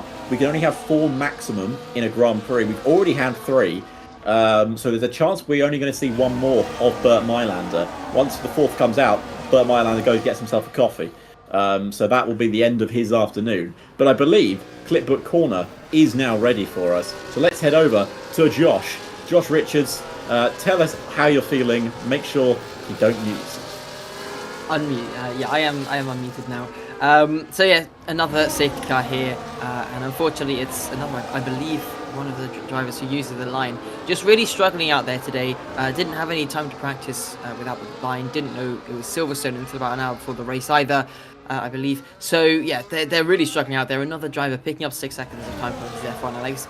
Just really struggling with the driving really, and decided to call it quits here, come through Chapel. Unfortunate for him. You can see how he was feeling about this wildcard. I think didn't particularly enjoy this. Couple more clips that I picked up along the way as well. This was on lap 15. I didn't want to press that button. I wanted that one. No, not that one. I wanted that one. There we go. Ben coming down in towards Vale. Everybody in front bunching up a little bit, and a little bit of frustration from Ben as he hits the back of Nick Flies. They're very lucky not to pick up some more damage to his front wing. We saw him getting some in the first stint. And then we have GB as well. I have absolutely no clue what happens in this clip. Called GB Lovely Car Control. Let's see what's going to happen here. So Nogueira, Adam making a bit of contact in front, finds the gap, does GB, and making a double overtake here down towards Stowe Corner. Very nice job by him. Still got car on his inside, but it looks like he does make that move successfully. Nogueira still trying to challenge him, but I don't think the Ferrari driver managed to get the move done there. Perfect. Thank you very much for that, Josh. I wouldn't be surprised if it was GB somehow clipping his own clip there, trying to give himself a pat on the back, saying that he had lovely car control. We did see a Ferrari dive into the pits under the safety car. I think that might have been Nogueira to remove that 10-second penalty, but he put on medium tyres that he's already used for 10 laps, so that is not good news at all. We'll probably have to come back into the pits to put a fresh set of rubber on that scarlet red Ferrari car. How are things looking at the sharpener? It feels like a while. Well, the safety car's going to come in this lap, so Nogueira is going to be absolutely stiff by that, and he's going to be in a very, very bad position indeed. It's going to be Tom 97 that will lead us away. Formula Kai from Formula Kareem. Meraki's been quite quiet so far in this race, just very subtly going about his business, got himself back up into 4th place. He is certainly going to be one to watch. GB hasn't been quite as under the radar as the Season 4 champion, but has battled his way up into 5th. He certainly has, and now, of course, some of the drivers on new tyres, some of them on old tyres. Obviously, a few of the guys that pit towards the back of the grid are on those new tyres. But this is where we are looking the sharp end of the grid, and Tom 97 has chosen a different place to go than he did on his last restart, as he will now lead us onto lap 22 of 52. We still have 30 laps to go. That's maths in my head quickly. As Formula Kai chases down Tom 97 with about a 6/10 gap, as Formula Karim is just behind as well. Meraki and GB in the top 5. Lottie Noba just behind GB as well, so don't count him out for any sort of podium finish yet. We are still a long way from the end of this. The fat lady, she's not even warming up yet to start singing. Just getting those vocal cords ready for about 10 laps time. I tell you what, we've got side by side going on in the battle for 5th. Lolanoba was thinking about a move up the inside into Aintree Corner, which is of course flat, trying to relegate GB, who has not had a very good restart at all, down to 6th position. Got to be careful that he doesn't lose touch to the leading group of 4 in front. And Alex Gillen, Lolanoba's had a little bit of a whoopsie. I cannot even see last week's race winner. He's going backwards and he's going very, very slowly through Luffield Corner. Maybe a bit of contact between himself and GB. They were very, very close together. Alex Gillen involved as well. Gillen picking up the pieces, moving into 6th position. In Fratic and Dell following through as well. Razin Chai's recovered from his couple of penalties to move up into 9th position ahead of said Lolanoba. Tim McMulloch's made a place up on the restart, also into 13th place on those brand new mediums. Certainly is looking good so far for our runners at the front end of the grid. Adam Sanderson here trying to make up for lost time. He has got a brand new set of medium tyres, and he knows there's a few cars in front of him that still have to pit in this Grand Prix. Are we going to see an Adam Sanderson overtake into Stowe Corner? You know, we are. He gets past Nick there into 14th place. He's got his teammate in front of him. His little back battle has been fantastic. With the different aspects of it. Of course, a lot of these guys at the back of the grid use the racing line normally. So it's quite interesting to see that they can sort of trying to adapt during mid-race, which is quite interesting indeed. Now, that is a slight you don't normally see. Ben down in 13th place. He's got a lot of work to do, considering the championship leader right now sits in 13th. There is a couple of guys in front of him that will be like, maybe we can close the gap here on the Aussie. Yeah, but we have to remember he is now on a different strategy to everybody else. He's on his second set of mediums. He's done a couple of stops. Alex Gillen's up the inside into Brooklands Corner, trying to push GB down a position. Meraki's lost the DRS to the leading trio of cars. That could be crucial for this back from 4th down, which almost becomes a chasing peloton, if you like. They're going to have to work together to try and get back in the 1 second win, although Meraki, I think, is burning ERS as we come up towards Copse Corner, potentially dropping GB out of the DRS range. Things starting to spread out a little bit, which could be interesting for the way the strategy goes. But yeah, Tim and Malik, along with Safso, Adam Sanderson, Nick Flies, I think, as well, all on the alternate strategy. They're going to be probably hoping for a safety car around lap 40 maybe, so they can use soft tyres until the end. Everybody else has still got that set of medium tyres in their back pocket to use. Yeah, they certainly do. There may be, well, we are probably going to get another safety car in this race. I believe our producer said there may be up to 6 safety cars for a 100% race. I'm not sure if that changes. Oh, Nogueira, that was late on the brakes. I believe he did tap Adam slightly. Adam, of course, still going in this race. Not sim damage like we had a couple of weeks ago in Belgium. But luckily for these drivers, they have managed to make that unscathed, but a nice little battle towards the back of the grid as well. And there seems to be a gap forming, doesn't there, Tom, between the top 3 and 4th down. We have got a break in the train. Nogueira picks up a 3-second penalty. It's Tom 97 leading the charge. Formula Kai and Formula Cream following in hot pursuit. And then Meraki, who clearly just doesn't have the pace, maybe, of that leading trio in front. He's leaking time hand over fist, courtesy of the DRS, with the 2 Formula cars in front are getting 2 seconds now. The gap. Here's Razin Chai. Does he think about a move up the inside around the outside of Brooklyn's corner? Is he going to try and set it up for the exit of Luffield and up towards Woodcote we go? Not quite. Razin is going to hold station in behind through Luffield corner. Will he burn a little bit of DRS on the exit? Maybe to try and push Dale down position. Got that 3-second penalty lingering over his head as well. Alex Gillen very close to the back of GB68, also coming up towards Cop's corner. Razin didn't think about the move through the flat-out corner of Woodcote. A little bit of team radio for who is it going to be. It's Tim McMullen. We need to start making overtakes. That is a very good point. Still bogged down in 13th. Is in check that with that group up until 4th position. Certainly does. That is Will Buxton through and through. To win the race, you must overtake. That has been what the rule of Formula 1 is and has been for a long time. So hopefully Ben can start making these places up. We are only on lap 24.52, so he doesn't need to panic too much. And as you said, Tom, he is on a different strategy compared to the drivers, but there is a large gap forming and they do not want it to get any bigger. That's for sure. As Adam unfortunately drops to the back of the grid. Really not enjoying this no line this afternoon. No, I think it's that gap between Kareem and Meraki that Ben would have been alerted to by somebody in the chat, because that's going to be the race right there. If there's no safety cars until the end of this Grand Prix, which is a very, very big if, we have to put that out there, it looks like it's going to be an exclusive battle between Tom 97, Formula Kai and Formula Cream for the win. And with Tim McMullen on that alternate strategy, down in 13th, bogged down in 13th, on the fresher tyres, let's not forget, he should be trying to make some moves. Meraki's tumbling through the field though. Through goes GB68, through goes Alex Gillen from 4th down to 6th, potentially 7th, because Infratic is potentially sniffing an opportunity, nibbling at the heels of Meraki as we come through Luffield corner. It's now the green machine of the Aston Martin that leads this charge. 3.2 seconds though off the back of the leading trio. Not good news at all. Alex Gillen in hot pursuit, shadowing the moves of GB as we come up towards Cop's corner, right underneath the rear wing of the Aston Martin, and we'll probably be thinking about some DRS sharing going up into Stowe corner. Alex and GB have got to work together here if we've got any chance of catching that front 3. But what is going on with Meraki? He just does not seem to have the pace at the moment. I don't know if these mediums are treating him well or not, but he's losing time over fist, as you mentioned, and Infratic has a chance of an overtake, but there he goes, down the inside is Meraki. Just as I say it, he makes that move stick, and he's passed the Aston Martin of GB, and Infratic has gone around the outside of GB, and Infratic makes up another move. He's having a stellar race this afternoon.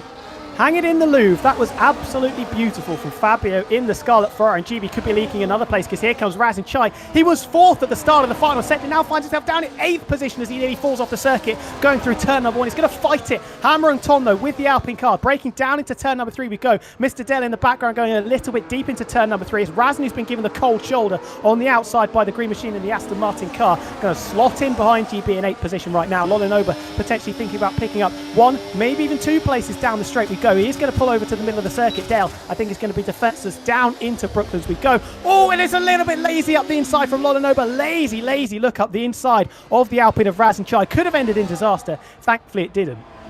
Yeah, that was very much, as you say, a lazy little look. And he thought, oh, is there a gap there? And unfortunately, he thought about it for a little too long as Ricky and Dale are going to go wheel to wheel into Cop's corner. No, they're not. Ricky makes it before they need to cause any major incidents going into Cop's. But that was really interesting. GB just fell like a stone through a couple of corners. I don't know if he made a mistake coming out of Stowe, but he was in real trouble going into Vale. But luckily, he pulled it off. And looks like in front, we have a change for lead. It's Formula Kai who leads the British Grand Prix. Tom 97 will challenge him. Can he force his way around the outside? No, he cannot. But Formula Kai, who set intermediate pole and then couldn't get near pole, did lead it for a couple of moments. But Tom 97 says, yeah, you've had your fun. I'm going to take this lead again.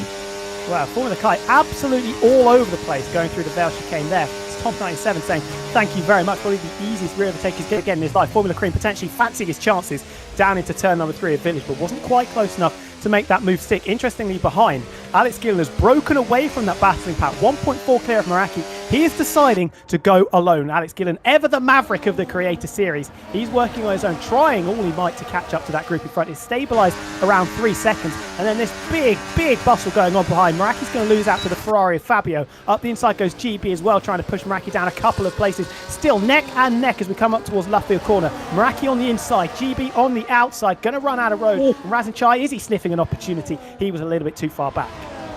No, a little bit of rear end loss there. I think he did very well to catch the car, to be honest with you. But in fact, up into P5 at this race. I know you were saying, Tom, he does tend to do quite well around this circuit, but it's a really high position for the Scarlet Red Ferrari.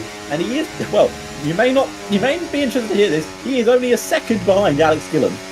Well, absolutely incredible. This is one of his favourite tracks in the Creator Series. Couple of top 10 starts, couple of top 10 finishes. Also, deja vu from the previous turn. We've just gone over half distance, and Formula Kai has relegated Tom 97 down to second place for the second time in as many laps. Can he hold it going into the Vale chicane? Still a little bit wide through that first apex. Tom 97 just sitting in behind. This time he doesn't take the lead back. Formula Cream just got to be careful. That gap just going up towards 7/10 of a second. Look at this absolute angry train of cars from 5th down into 11th now. Tim Marcus slowly but surely made his way through a little bit of the traffic. He got past Mr. Dale. He got past Safso as well, who's become detached at the back of that train in 12th position. So good signs starting to come for the reigning champion and, of course, championship leader. And now he moves up into 10th place. Very opportunistic stuff, but absolutely brilliant stuff. You could just see it in the background up the inside of Ricky 03 into Village Corner, into the top 10 now, Tim at Marduk. Starting to find his feet on these newer medium compound tyres. This could be an all-out brawl down into the braking zone of Brooklands Corner. Meraki up the inside. GB was trying to make it 3 wide. Did not fancy it. One drop. Fabio's going to lose one place, maybe another one as GB swings it around the outside of Luffield Corner. Razin Chai, can he try and finally make some inroads on this battling trio in front of the Alpine? Still not quite close enough. Doesn't have the drive, not using some battery either as we go through Woodcote Corner. It is now Meraki from Emphatic, GB and Razin Chai. Tim Malik's next target is last week's winner Lolin Over. Well, GB may have a look up the inside. I saw a bit of carbon fibre fly off the back of one of those cars. I don't think there's any damage, but look how close they are going through Magnus and Beckers. They're literally pushing each other through the corners.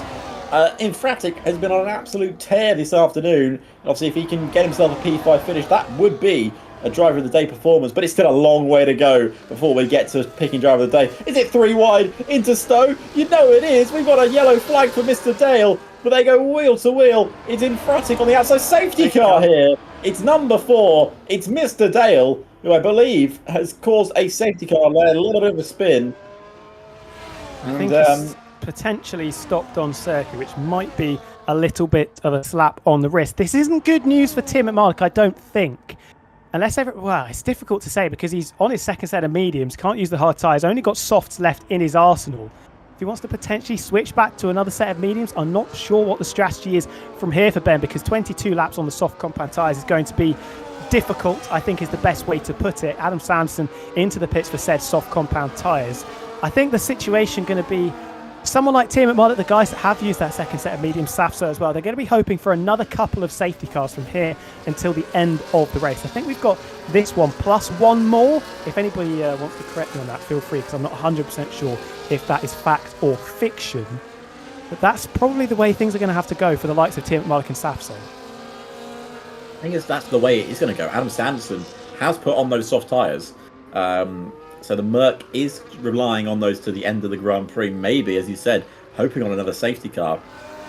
It's going to be interesting to see what happens now. Tom 97 still leads this Grand Prix, but is on 19-lap medium tyres. He won't make that pit stop, but if he does make that pit stop, what do the cars do behind him? Well, you can get to the end from here on a brand new set of mediums. They've done 19 laps. You've got about 22 laps to go when the safety car comes in, maybe 20 laps. So you can easily take mediums from here until the end of the race. It's just what happens if there are more safety cars. Everybody's got a couple of sets of soft tyres also in their back pockets. I wouldn't be surprised if somebody in there decides maybe to stick it out. Obviously, we've seen Adam Sanderson jump into the pits. Maybe we'll see Tim at Mod roll the dice potentially and stay out and pray for another safety car later on in this Grand Prix. Safso might do the same on those 9-lap-old mediums compared to 19 laps for everybody else. We're going to get the roll call going though now. Into the pits we come with the leading trio. Who's going to follow them in behind? Alex Gillen maybe trying to play a little bit of chicken. Tim at Marduk does stay out. Tom 97's been disqualified though, ignoring yellow flags, and that is the race leader, the favourite, being disqualified. Alex Gillen's got another 10-second penalty for speeding in the pit lane. I don't know what we do from here. I have absolutely no idea what's gone on. Tim Malik has stayed out.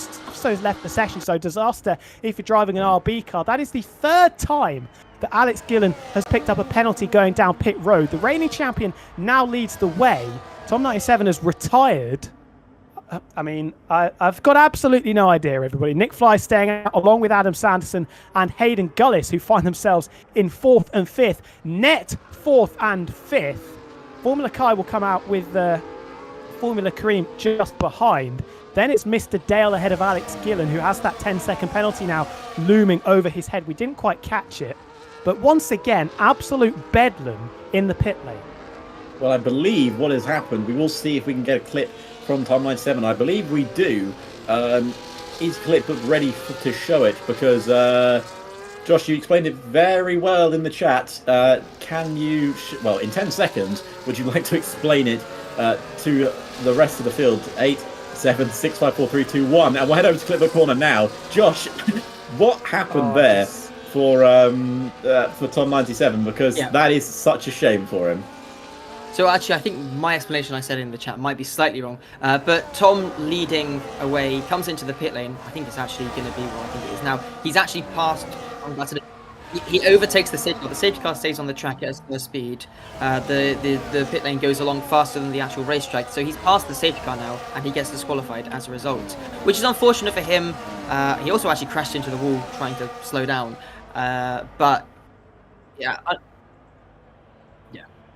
Yeah, he's passed the safety car, and unfortunately, that's racing for him. At least he's got a smile on his face. You can see the funny side of it. I think that was his error. That's what we can judge from that. The retirement was just the car taking over, the AI taking over. The safety car is in straight away. I don't think I've ever seen the safety car out for just one lap, apart from right at the end of the race. The reigning champion, Tim McMurdoch, will lead us away from Safso, who I'm not sure if they've managed to jump back into the session. So we'll see how fast that RB car is on the restart. 10-lap-old tyres for Tim McMurdoch leading the way. Safso also on 10-lap-old tyres. Then it's Nick Fly's on 17-lap-old mediums. And then the big Agla cars on the brand new tyres. Tim McMurdoch backing the pack up. Jensen Button style from China 2010. Trying to surprise somebody in the pack. Trying to split it up a little bit. I don't think Safso is back in the session. And this is a very, very slow pace. Tim McMurdoch backing the pack up. We used to call this an El Rey restart, but he is gone now as we come up towards Club Corner. Bit of a tail snap there at the exit, and we are underway to start lap number 31 of the British Grand Prix. We could be 3 wide down into turn number 1. Adam Sanderson on brand new soft compound tyres up the inside. Safso's getting bundled out. I think he's the AI cut. Sanderson runs off the circuit. Nick Fly's getting caught up as well. Safso back in the circuit, or back in the session, sorry. Tim McMurdoch has scampered off into the distance. It's a Mercedes 1-2 out in front. Formula Kai picking up places, battling away with the lead McLaren of Nick Fly's, but Formula Kareem around the outside of Mr. Dale to pick up 6th position. What is going on in the midfield? Safso still dropping places. Riccio 3 right at the back of the pack with 3 wide. Formula Kareem around the outside. Dale up the inside. Nick Fly is losing places, hand over fist. But Kareem, contact between himself and Dale. And now Dale making contact with the Ferrari of Infratic on the inside. What is going on at this restart? It's 4 wide in the midfield. It's a Mercedes 1-2. And Adam Sanderson, with a brilliant start, got himself up into second. He overtook 2 cars into the first corner. We got more wheel banging up here. Nick is struggling, hand over fist, but he's forcing everyone to go back. Dale's retired from the session. Is that going to be a safety car? It's another safety car in this race. That might be the last one. That could be the last safety car we get. That is number 5 in the session, averaging 1 every 6 laps. Now what do you do if you're Tim McMurdoch? Do you just do the same thing again? I don't think we've got any safety cars left, and he realistically will still have to make a pit stop in this race. He surely can't take soft tyres 20-plus laps.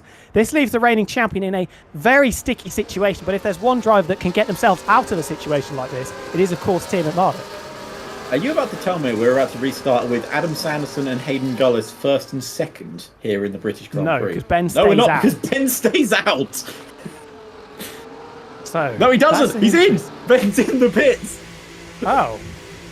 It's Adam and Hayden 1st and 2nd as we restart the British Grand Prix. I mean, who would have had this on your bingo card, everybody? Tom 97 retiring in the pit lane. Adam Sanderson leading Hayden Gullis of the safety car restart. Infratic's up to 4th. He's managed to get ahead of Formula Cream in the kerfuffles we saw on the restart, although he did pick up a 3-second penalty for exceeding track limits. Meraki, GB and Razin all following in suit. Tim McMurdoch's going to come out on those soft compound tyres in 12th.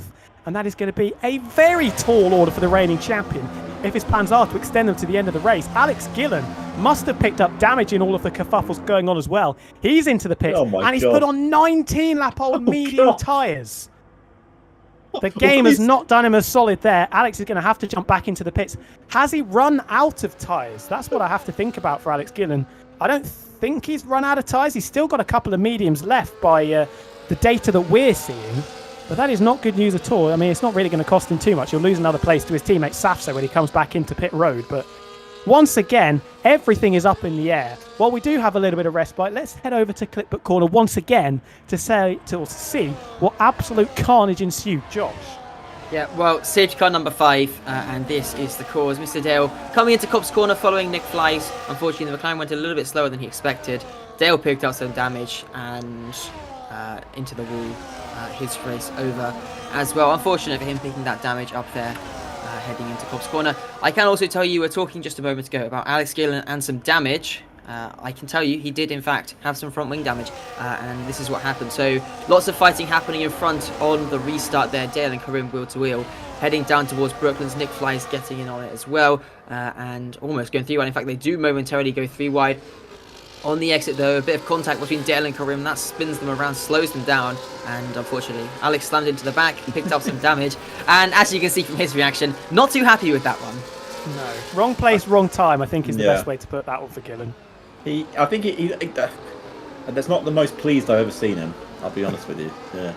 Not quite as bad as it was at Monza though. No, that's interesting. Safso's gone on again. Gillen's back in the pits because he's got to get rid of his 19-lap-old medium tyres. Let's hopefully put himself on a new set of tyres. His RB pit crew is going to get an earful after this race from Mr. Gillen.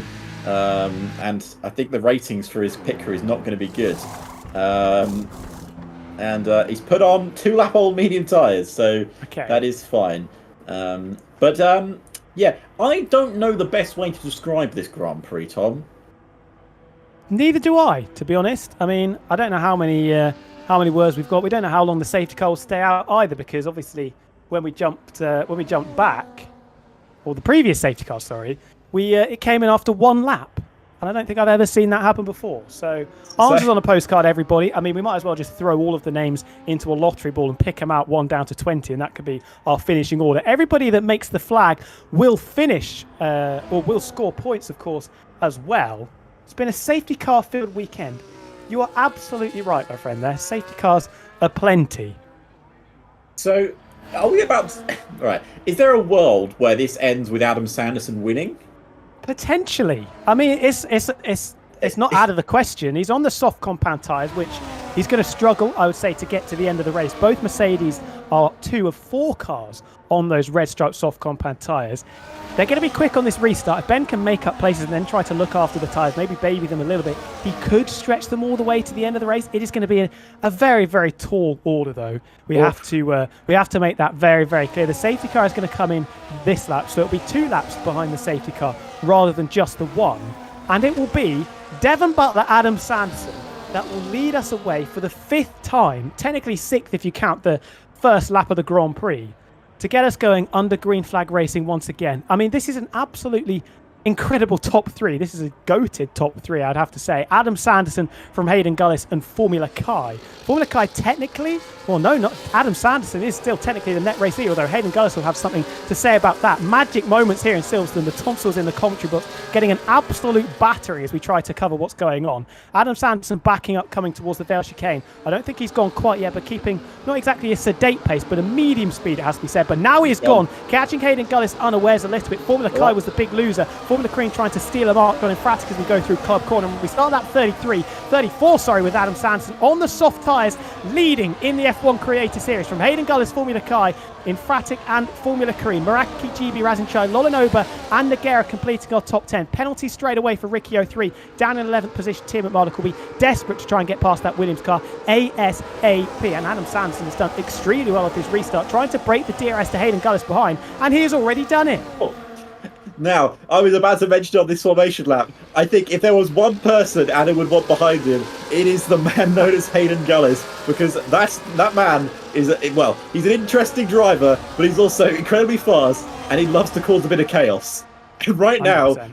he is the one that is deciding if Adam Sanderson is going to be a Grand Prix winner this afternoon. Yes, who would have thought that? Who would have thought in the history of the Creator Series that the fate of Adam Sanderson winning, and let's just get that point across, winning in the Creator Series is in the hands of Hollywood Hayden Gullis. I mean, what has gone on? This could be the craziest Creator Series race that we've ever seen. We've still got 18 laps to go. Formula Kai trying to get in between the troublesome duo of Sanderson and Gullis. Down into Stowe Corner we go, and the Kick Sauber takes second place. Infratic fancies a chance up the inside as well, chancing his arm, trying to push Hayden down into third position, but Hayden, Hollywood stuff as ever, defending with all his height and staunchly defending that third position into the Vale chicane. Infratic can't quite get involved. Formula Kareem says thank you very much as Infratic taps the back of the Williams. Kareem not satisfied with fourth, trying to get ahead of Hayden Gullis into Club Corner. Fastest lap of the race handed out to pretty much everybody. Down the inside into turn number one we go. It's flat. Formula Kareem couldn't quite get ahead of Hayden Gullis. This is absolute chaos. And down the inside of Infratic goes Meraki in the Red Bull. Can't make it work. And there's a little bit of a rear end loss there for Karim. And then who's on the inside of Meraki? Of course, there's only one man it could be. It's GB68, who they're going wheel to wheel. We're going to get a three-wide moment. It's GB, it's Meraki, it is an Infratic, and they go wheel to wheel into into Brooklands before going to Luffield. There's Hayden's a Williams off the road. halfway. Okay, Hayden has somehow found himself halfway off the road. It's four wide. Oh, Hayden's been pushed into the gravel by GB. He remembers that safety car when they went wheel to wheel. He never forgets. And they go wheel to wheel once again into comps. This is absolutely ridiculous. There is a 1.3 second gap between Kai and Adam. Can't take your eyes off this. Formula racing at its absolute best. Tim McMahon has snuck his way up into 8th position as well on this restart with those brand new soft compound tyres. Formula Kai has closed all the way up to the back of Adam Sanderson and very shortly should be taking the lead of the race in the Kick Sauber. There is Formula Kai around the outside. Adam Sanderson absolutely defenceless, and it is now Kick Sauber who are dead last in the Constructors' Championship by an absolute mile, now leading with 17 laps to go here at Silverstone. Formula Cream holds third, although he's got GB68 and Infratic to deal with. Tim McMahon sat just underneath the rear wing of Meraki and Lolinoba. Scratch that because Tim Mark's got ahead of Meraki as a Safso. Tim Mark is up into 6th position, battling through the Vale chicane and Club Corner. Tim Mark is flying through the field right now. We don't forget Adam Sanderson does have a 3-second time penalty. He'll try and clear that as much as he can. I think if I'm Adam, I've got to try and stick with Formula Kai because you're being pulled along by that DRS. But how long he can stick there, that is going to be the mystery we're going to find out at the end of this Grand Prix. We're only on lap 36 of 52. There is still so many laps left in this Grand Prix. But look at the gap that Adam is pulling on Karim down that main straight. It's almost 2 seconds now. Well, Formula Kai, when we spoke to him between qualifying and the race, said hopefully that he'll be speaking to us come the end of our 52-lap Grand Prix. And at the moment, that is looking increasingly likely. He has been absolutely gift-wrapped this race. All he's got to do in the remaining 6 laps is simply open it, but that is easier said than done with Formula Cream, GB, Infratic, Tim and Mullet, Lolinoba, Safso, Meraki and Ricky all chasing him down. Alex Gillen bogged down a little bit in the midfield, currently in 12th behind the dueling Williams cars of Ricky and Hollywood Hayden Gullis. Razvan Chai currently last at the moment. I think there was a little bit of contact between himself and somebody else on the restart lap. Oh, around the outside we go with Alex Gillen. That was a late lunge around the outside through Magus, Beckes and Chappell. Not a regulation overtaking position. He's going to use the DRS to his advantage, as does Hollywood Hayden Gullis. Is the RB going to be close enough? I don't think so, unless he is very audacious under brake it down into Stowe Corner. Holds firm in 12th position for the time being, but excellent run mid-corner, and Hayden could be conceding this 11th place to Alex Gillen, but down the inside. He does not go around the outside. He tried, but couldn't make it work. Couple of cars into the pits. Tim Malik is up into 5th position, and he's got the fastest lap to boot as well. Ben's managed to get ahead of Infratic. Razin is in the pits. Nagera is retiring. No, it's not Razin. Nagera retiring in the pits. Safso in the box as well. This is absolutely carnage, but have you seen the gap that's increasing? Adam, I think, and Kai are working together. Well, they were, because Adam's now 7 tenths back, but he's now within 5 tenths still. There's still a gap forming there. Is Adam going to clear his 3-second penalty on GB and possibly get his first Creator Series podium? I mean, it would be absolutely unbelievable. We're still watching this battle between Alex Gillen and Hayden Gullis, staunchly defending 11th place now because Nick Flies managed to just slip past the pair of them in the battles for 10th, 11th and 12th position. Tim McMahon has managed to get up into 4th position, just behind Formula Cream, getting ahead of GB in the Aston Martin. He is absolutely flying on these brand new soft compound tyres, and he's going to be leading the peloton, trying to catch the runaway duo out in front of Formula Cream. And I cannot believe I'm saying this, Adam Sanderson. Adam Sanderson, this will be gone down in folklore if he can pull off this second place, but it's still a long way to go. He is sticking with Kai, and that is an incredible thing that he is doing. I think Kai is definitely helping him along. Formula Kai and Adam Sanderson swapping DRS. You didn't think you'd be saying that at the start of the British Grand Prix.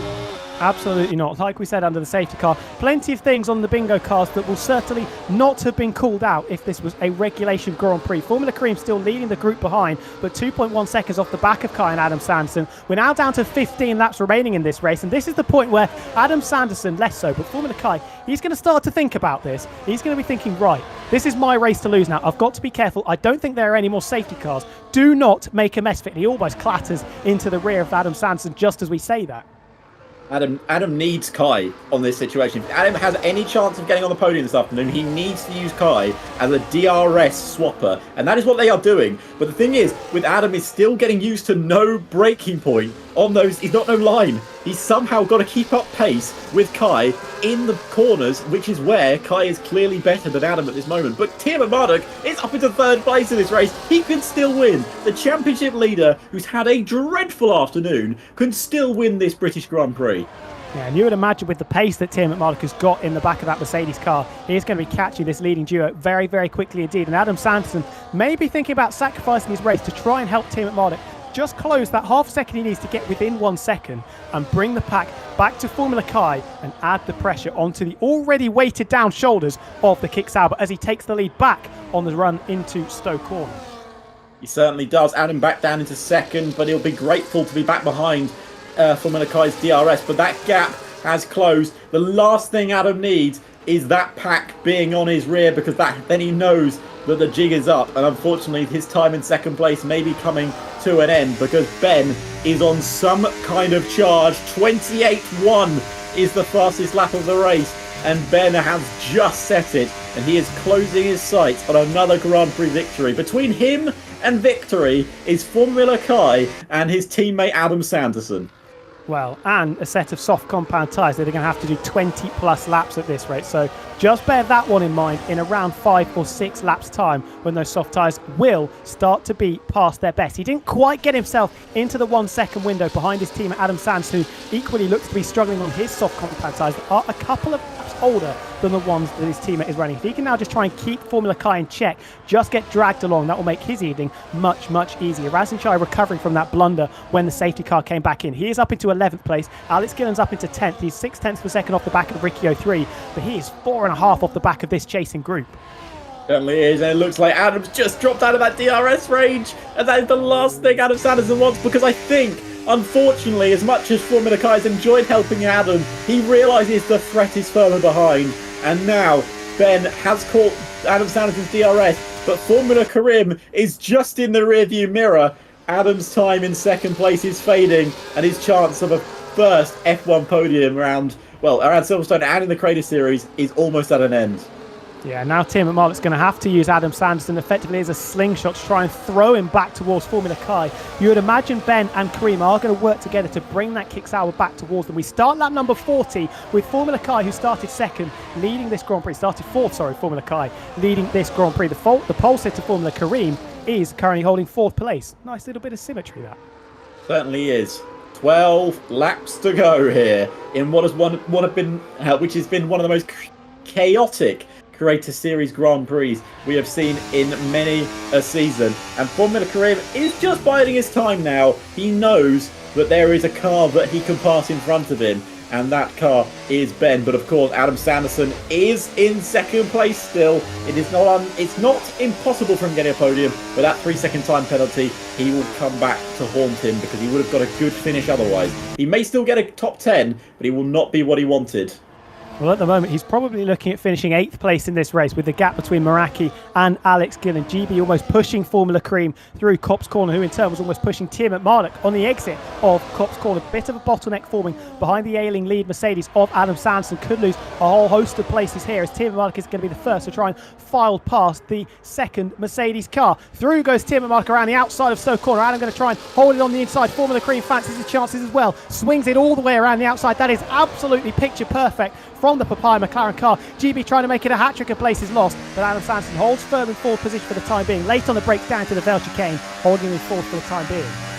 I think that was an important move for Karim. He had to make it, and he certainly made it stick. Adam did a great job running where he did. He thought for a moment he may keep that gap, but unfortunately Kai realised that the threat was further behind, and as much as I'm sure he would love to see Adam stand on that podium, he wants this Grand Prix win more than anything else that he could want in life. And unfortunately, Adam is going to have to cost a few more places because GB is going to go past him as well, and Adam falls down to 5th, or does he? Because Adam Sanderson will not go down without a fight. They go wheel to wheel, the Mercedes and the Aston Martin. Adam on the outside, GB on the inside, but the inside line turns to the outside, and GB will get that run on him, and they will go into Cop's corner, not wheel to wheel, because GB has secured finally that 4th place, and there goes Infratic as well.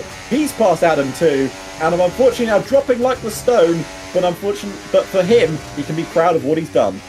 100%, but there is still over 10 laps to go. Formula Cream looks the quicker of this pair, now battling over 2nd and 3rd position on the medium tyres. Are the softs starting to struggle, and could this be the end of Team McMahon's chance to try and pick up a 2nd win this season? Through goes the Papaya McLaren, doesn't even need the braking zone of Stowe Corner, and he is up into 2nd place. Formula Cream, Tom 97 leaving the session. The most unfortunate of disqualifications, I have to say, on pit entry. 1.5 seconds the gap. The DRS sharing and the slingshot wasn't quite as powerful as I thought it might have been as we come round Club Corner to start lap 42. That gap has decreased significantly. Are we going to get within the 1 second window between the two Formula cars of Kai and Kareem? FK versus FK. Kareem is just dancing on the edge of it, now going up towards 1.1 seconds. Has he quite got it? This is where he's at his most disadvantaged without the racing line. Goes slightly wide through Village, and that could be curtains for this lap. It certainly could be. It was closing, but unfortunately that little mistake has cost him big time. Ben back into 2nd place. The slingshot is being effective here, but it's not being effective as much as they would like. There is still time to catch them. 10 laps to go in this Grand Prix. It's still anyone's race. Any of the top 7 could still win this. Of course, Adam and Infratic on 3-second time penalties, but it's not impossible for them still to pull this off. Alex Gillen, on the other hand, in 9th place with 5-second gap to Meraki. It's a race he's going to want to forget. Ben flying now as well, just sneaking inside the 1 second window. He's got Don't Stop Me Now playing in his ears as we go through Maggots, Beckett and Chapel. Has he just managed to nab it, or is he fallen out right at the last gasp? Can we see the rear wing flap open? He does have the DRS open. Formula Kai has been officially caught. The hunted has been hunted down by the chasing pack behind. Now the reigning champion is going to be the first on the scene to try and upset the apple cart with Formula Kai. He's been so comfortable, bulletproof almost so far. He's now going to be under significant pressure for the remainder of this Grand Prix. The Australian has 9 laps to pass Formula Kai for a victory here in Silverstone, a track that he has always performed well at, and can he pick up another win around the British Grand Prix? But there is a man behind Ben who is still not finished with him. It's Formula Karim, who's looking for another win this season after his emphatic victory at Monaco. And of course the man behind him is GB68, a man who went from scoring no wins to couldn't stop winning. And can he pick up another win in his home race after taking out his teammate early on? Can he maybe win this Grand Prix as well? It's all to play for with 9 laps to go.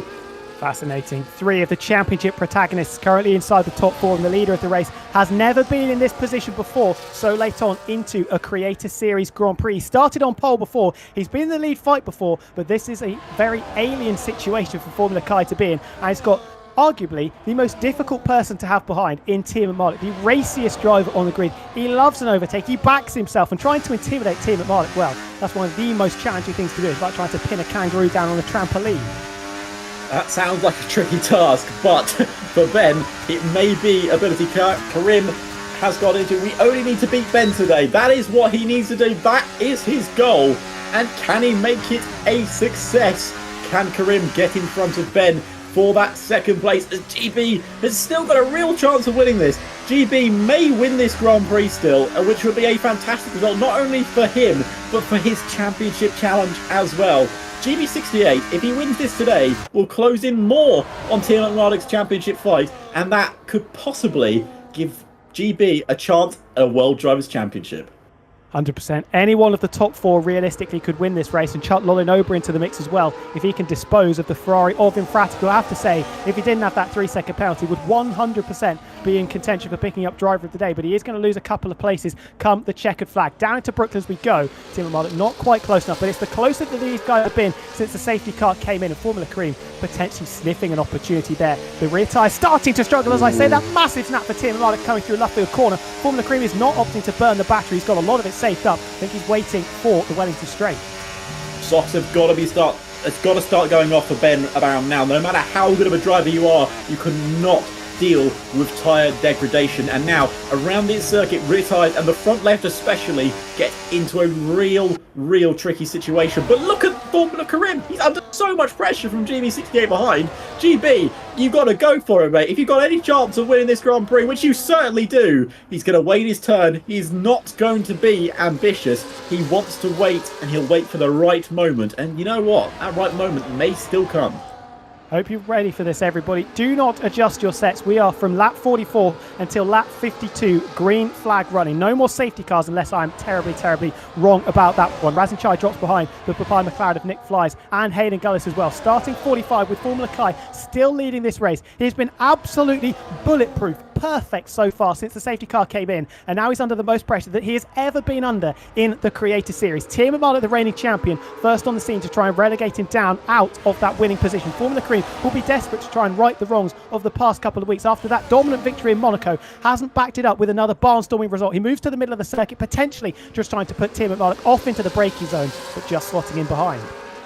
This is where it becomes tricky for Kai, because as you mentioned, he has never been in this position so late on into a Grand Prix. Yes, he's had pole positions. Yes, he's had chances of victories, but he's never been able to pull it off. Could today be his day? But he is leading the Grand Prix, which is never the situation you want to be in on a circuit like Silverstone. There is so many DRS zones. The straight line speed is ridiculous around here, and the ERS is also maddening.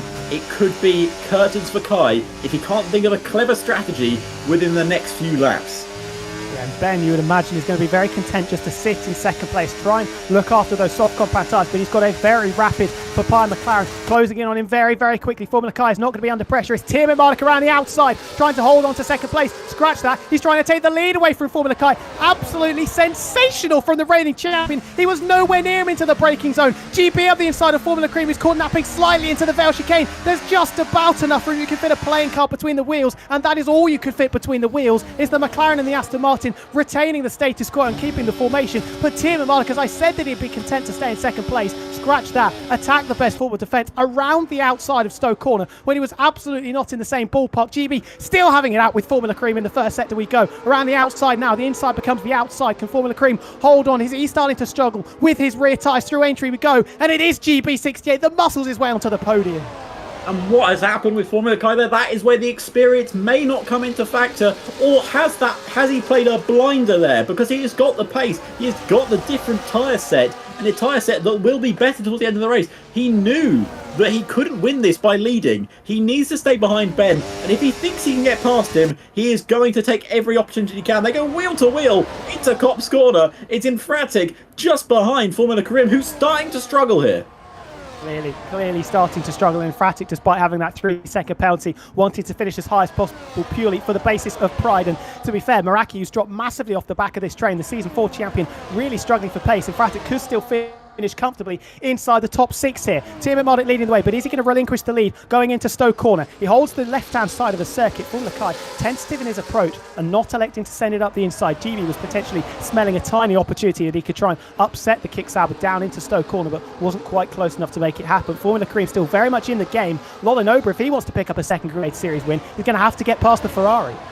He certainly is. Lap 47 of 52. It is never over until the fat lady sings, but right now she is warming up. But who is she warming up to sing for? Will it be Ben? Will it be Kai? Will it be GB? Will it be Karim? Or will it be Lolly Noba? It could be any of those drivers that win this Grand Prix. Of course, Infratic is there, but with that 3-second time penalty, he will not be able to win this Grand Prix unless something crazy happens. And crazy does tend to be the word here. The Creator Series, and down the inside goes Formula Kai. He's back in front of Tim Marduk, and that could cost him if that DRS is as powerful as we think, or is Ben's tyres starting to drop off so much that Kai thinks they have the grip through Magnus and Beckett's to fight them. Well, this is where the games are going to start to be played. Timo Marduk usually wants to be in second place going on to the final lap of the race, so he can use the ERS, the slipstream and the DRS to power past the driver in the lead and pick up the pieces. GB, though, is definitely not going to play fiddle with that or play second fiddle. He's going to be very intent on trying to get past that Mercedes car. Remember, these two are in a championship fight, as is the Papaya McLaren that you can just see flashing in the rear view mirrors of the Aston Martin car. Onto the Wellington straight, the Hangar straight, sorry, we go. Timo Marduk in hot pursuit of Formula Kai. The gap is closing. Under 3/10 of a second now. The ERS light is flashing at the back of the car. Does GB think about a move down into Stoke Corner? No, he does not. We retain the formation that we hold. The top six staying in the same order they were at the start of the straight. They certainly do, but they know that the laps are starting to whittle down. It is all going to be on that last lap, and that is where you want to tune in to the Creator Series. Hopefully everyone has enjoyed today's running. It has been absolutely chaotic from lap 1 up to lap 48 right now. Hayden and Razin still battling towards the back of the grid. At one point, Hayden Gunnis was running second in this Grand Prix, and Adam Sanderson was leading at one point during this race. He's now down in 8th place and 13th place respectively. But looking at this front battle, that has been a huge problem there from Ben. He has not got that grip out of the corner, and look who's down his inside, and it's going to be GB, but Ben launches it around the outside, and Kai has given him the room, but he did not make it stick.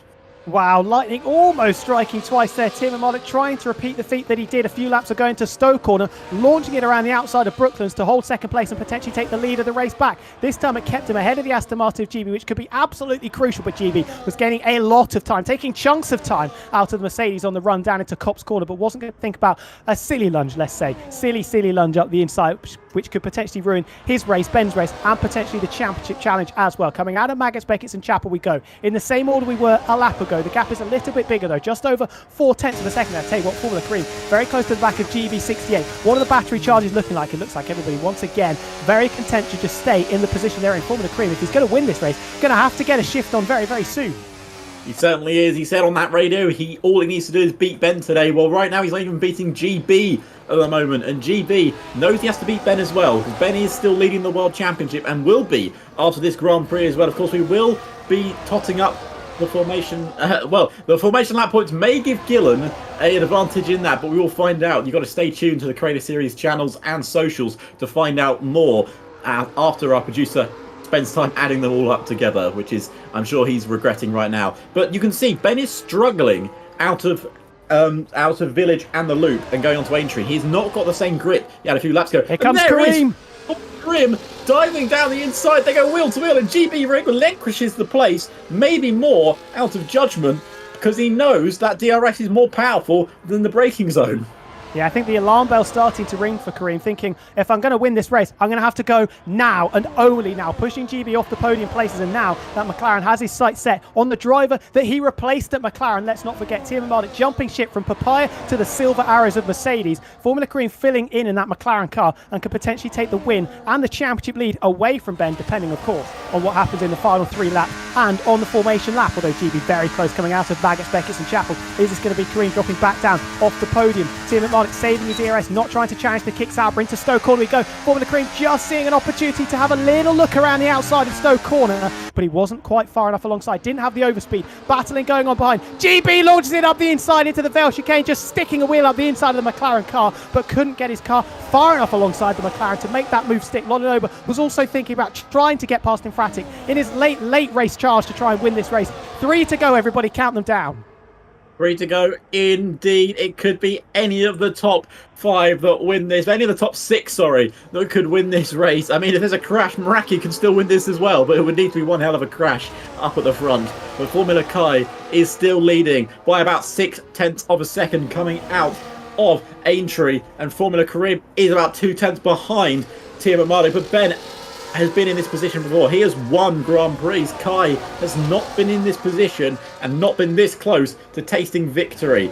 And he may still win this. Loninoba is out of the running for the race because he's picked up a 3-second time penalty. He will at best finish 6th. Him and Infratic will be fighting over that P5. That is a huge blow for Loninoba, who still had a chance of winning this Grand Prix. If Meraki hears that, he's going to get his trying to get his rockets on at the moment, because he can still gain 6th place. Yeah, this is absolutely incredible. Still completely equidistant from first down to sixth position. Tim McMardock is getting serious now. I completely agree with you, Ben. This is the most serious it's been at the end of a Creator Series race for quite some time. Into Stowe we go for the third last time. Staying in the positions we were, although Kareem is slightly wide of the apex. Does GB sense an opportunity to try and right the wrongs of the previous lap? Kareem has to go defensive down into the Vale chicane. But GB, wiser this time, tried to have a look around the outside, realised the door was being firmly slammed in his face, and opting to hold station in fourth place for the time being. 2 laps to go, the penultimate lap. This is the closest Tim McMardock has been for a little while. Under 0.2 of a second between himself and Kai.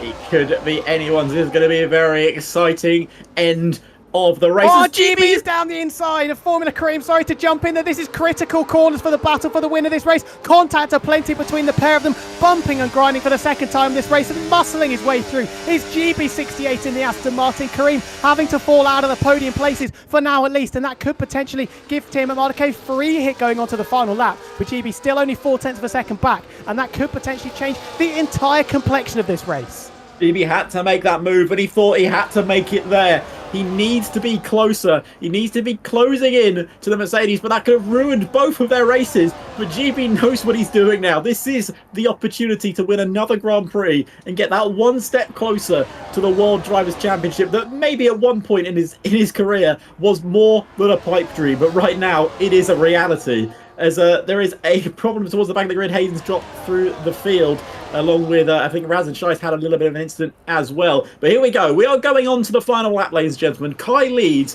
from Ben, from GB, from Karim. It is all to play for in the top 4 in Fratic and Lino, but unfortunately with 3-second time penalties. But here we go. Lap 52 of 52. Who's going to win this one? Get your predictions in chat, because it could be anyone's. Eyeballs glued to the screens, bums glued to the seats. Formula Kai never won in the Creator Series before. Tim McMardock, the reigning champion, the championship leader, but has not won since the opening race of season number 9. GB, not a champion, but firmly in the championship fight, along with Formula Cream. 4 cars battling for the win. Who is going to take it with less than 3 kilometres of the British Grand Prix to go? This is the first opportunity, but will Tim McMardock try to play this smart and play the DRS games, just sitting behind the green kick Sauber of Formula Kai, whose palms will very much be sweating as we come on to the final lap of this Grand Prix. Like we suspected, Tim McMardock holding station in second position. GB, if he's going to make his move, it's going to have to be very, very shortly. We don't know the battery charges, but we can see the ERS lights flashing at the back of every single car in this leading group of 6. They are recharging, they are recycling, they are ready to go for their last chance saloon. There is 2 chances for moves down the Hangar Straight and the late braking into Vale. Which one are they going to pick? Which one are they going to choose? And which one will grant them victory? Will it be the new victor? Will it be the championship leader? And will it be the championship challenger? Who's going to win this one? Here comes Ben. He's going to go around the outside. There's nothing Kai could do to defend. Kai is in big trouble now because Ben takes the lead in the British Grand Prix with a quarter to go. Kai's going to have to send it. Kai, will he send it? No, he does not send it down the inside, which means Tim McMardock will pick up victory number 2 this season, and he wins at the British Grand Prix. Formula Kai finishes in second, GB in third, with Formula Karim in fourth. Infratic in 5th, Lino in 6th, and Meraki in 7th. Adam Sanderson will finish in 8th, or a 10th ahead of Alex Gillum with his time penalty. Ricky 03 will finish inside the top 10, and Safso and Nick will fight it to the line as Nick looks to go around the outside of Safso. They still battle, even though it's for 11th and 12th. Safso switches to the inside, and then Ricky will dive down his inside. A little bit of damage there on the last lap. It's all going to go a bit nonsense towards the end as Razenshai tries to make up another move. Hayden's made a move as they go wheel across the line, and that is the end of the Grand Prix. Tom, Ben knew where he wanted to make it. He made it stick, but I am surprised Kai didn't send it down the inside. The champ is back, second win of the season, extending his championship lead, but boy, did he have to work for it. We questioned it whether the softs could go 20 plus laps around Silverstone, and he has made us look like absolute fools. Of course Tim McMardock could do it, handing out copies of F124 for fun on the podium there, and it is Mercedes back on top. Formula Kai missing out on his first race win, but he can be immensely proud of what he achieved. He was absolutely flawless, and realistically there wasn't a lot he could do on that final lap of the race. Ben playing it smart, using the experience of being the only 2-time champion in the Creator Series. He He also picked up the fastest lap to boot as well. Meraki, I cannot quite remember where he finished. I think he ended up in 7th place, but leaving the session jumped him down into 14th. Formula Car and GB rounding out the podium. Formula Cream missing it by a 10th and a half. He'll be gutted. He would have felt the win was there for the taking, especially after his pole position.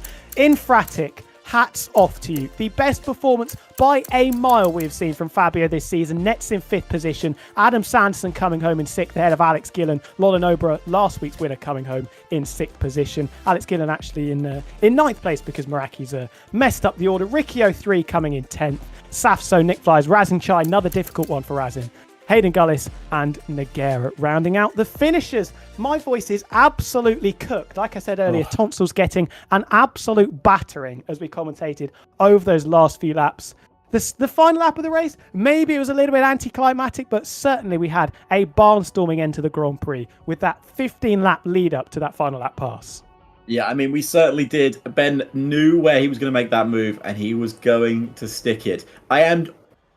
I'm honestly surprised that Kai didn't dive it down the inside, to be honest with you, into Vale. Because I thought he would. I thought he might have that opportunity, but he thought he might not want the Pasta Maldonado name to stick with him if he had made that not stick, let's say. We don't have any clips from Clipbook, but we'd like to thank Clipbook Corner, as always, yes, for being fantastic. Josh, what are your thoughts on that race? Because you were watching basically everything that we couldn't see. Chaos from lap 1. Yeah, I mean, there was a lot of fights happening throughout the field. I mean, it was kind of what I expected, to be honest, coming into this race. But yeah, I mean, ultimately, really good racing, as Alex showing us his screen. Lovely stuff. But it was actually quite a good race, I think, for the most part. There was a couple of incidents here and there, but yeah, it was great racing all up and down the field, battles everywhere, and yeah, great one to watch. You can blame my mum for that. She walked in when she knew my camera was on, but can't believe okay. it. Disturbing the broadcast, absolutely outrageous. It's outrageous that.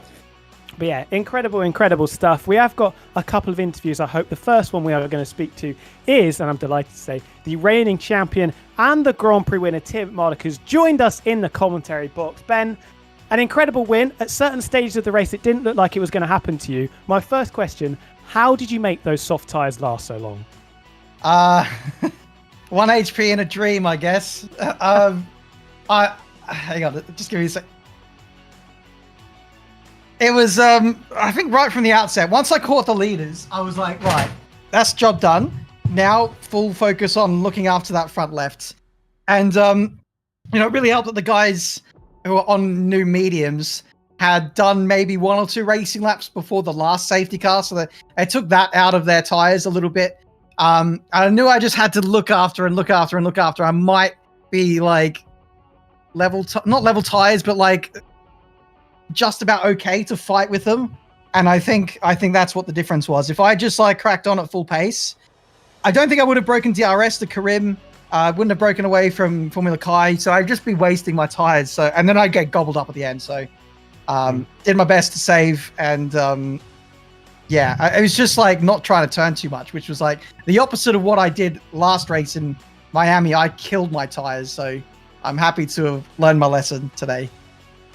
Yeah, I mean, Silverstone, historically for you in the Creator Series, has been very successful. You've won 50% of the races that we've actually seen at Silverstone. 3 out of the 6 times we've been here. What is it about the circuit that just seem to gel so well with? High-speed corners, I suppose. So the reason why I like Qatar. I guess I'm kind of mudded at low-speed corners where there's like traction and I guess traction involved, and there's only like 2 braking zones, there's 2 traction zones, and you get those right, and then you're cooking. So, it's a track I've always liked. I couldn't really tell you, but it just seems to work. Yeah, Alex, what have you got to say to the race winner? Well, I'm going to ask the controversial questions as always. This is my point here. So I've got 2 questions to ask you. One is, what were your thoughts on the wildcard today, Ben? Because we had, let's say, mixed reactions from the grid. And the other question I've been asked to ask you by our clipbook is your thoughts on Meraki today. Definite fucking snake. Number 1 is I think it was a good idea, but the execution of it not so. There was too many points weighted towards knocking over boards. if we say like give 3 or 5 points to the person who knocked over the most, then I think you've got an argument for like, yeah, that's pretty fun. But I counted them all before we got to the formation lap. There was 40 things I could knock over and get points for. I think that's a bit too heavily weighted for a championship that is so tightly contested. People at the back. Well, I guess in the end it worked because like a lot of people got DSQ, which I didn't account for, but the people at the front, I fully realized we had a massive advantage there. That's my controversial questions answered. So we can move on. But yeah, you drove a fantastic race, mate, and you looked superior for a while. Now, was there a thought in your head? Obviously, I know you're in a championship fight, but your teammate Adam was leading the race at one point. Did you think, I'm going to throw it all away and give him the Grand Prix win? No.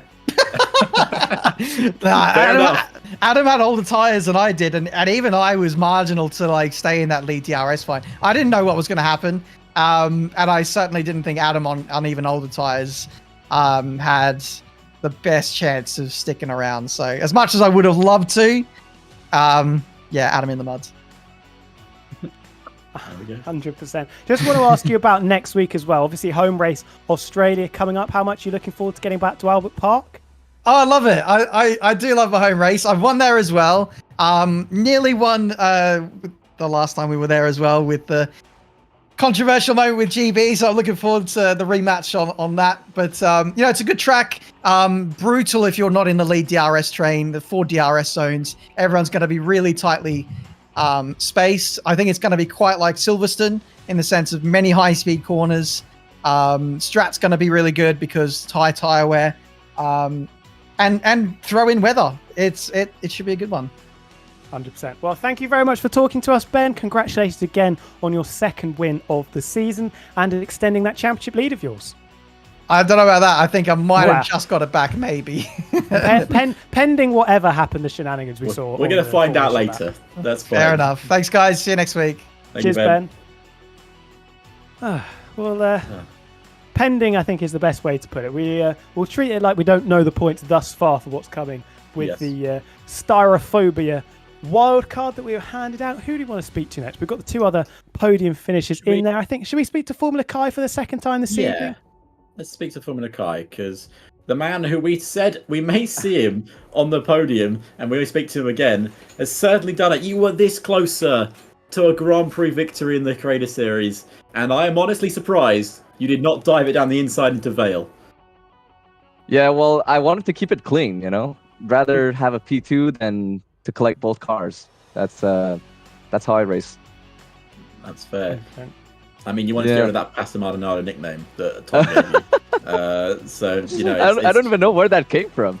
Well, Tom gave it to you. He's so rude on stream that it just happened.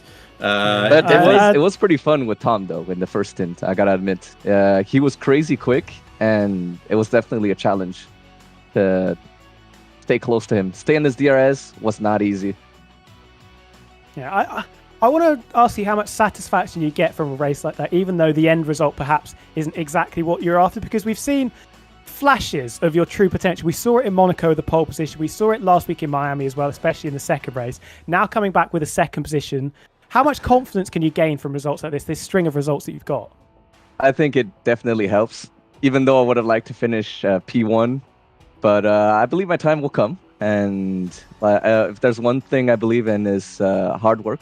And if you keep doing what you do and keep doing what you love, then it's gonna happen. Beautifully put. Absolutely beautifully put. And I think deep. We all agree. It's a bit too deep for Creative Series. Yeah. But, I think we all agree that the time is definitely coming, because that was an exceptional performance. How much confidence did you have going in? Because obviously we spoke to you after qualifying. You said, fingers crossed that we'll be able to talk to you after the race. Did you feel like you had that pace to 100% be up there with the likes of Kareem, Tom 97, GB? 100%. And when I saw the wildcard, it was like the stars aligned. It was it was my time. But when I saw that Tom was in the lobby as well, I was like, oh, damn, that is going to be a tough one. But I'm definitely up for the fight. Like I said, I've had quite quite a few races here at Silverstone, even though I absolutely hate it. So yeah, quite confident going into it, and even though it's not P1, I'm still happy with P2. Yeah, not bad at all on a track that you despise, clearly. Alex, anything else from you? No, just want to say, obviously, you were quite positive about the wild card when we started the race. Were you still positive after the formation lap? Well, it didn't exactly go according to plan. I thought I'd be able to get a few more championship points, but I got collected before I even got out of the first sector. So I just back to the starting grid we go and pull tires for the race. So, but I kind of like that. You know, feels good to be on the good side, I guess, of the wild cards, because last week, as you know, P2 in qualifying, and then I did not expect to see the wild card to be a reverse grid. That was yeah. Yeah, That's why you got to take the Hayden Gullis strategy. Always qualify at the back, and you may get pole position one day. But yeah, I think you and the other 19 drivers all enjoyed that wild card, so that was always good to see. But Kai, obviously Australia next time out. Ben's home track. Maybe you can beat him in his home ground for your first race win. Yeah. Well, unfortunately, I won't be here next week. But darn. The one after, maybe. But Australia, I think the racing is going to be pretty good. Tire degradation is going to be insane because it's the C3, C4, C5 compound. Mm-hmm. So that is going to be interesting, especially when the hards are banned. We're going to see. It's gonna heat up for sure. And you never know what crazy wild cards our producer will come up with next. You know what Gareth Allen's cooking. I'm looking up forward in to the next one. Yeah. But yeah. Yeah. But thank you guys for chatting with us, and congrats, mate, on your P2. That win is coming, and I'm sure you'll get it in the next few races. Hell yeah. Thanks for having me, gents. Cheers, Kai. Thank you, Kai.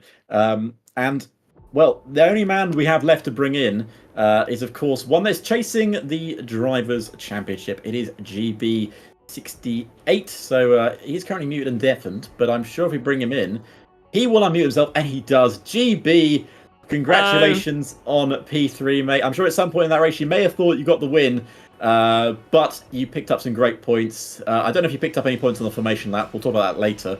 But congratulations on your P3, mate. How did that race go for you?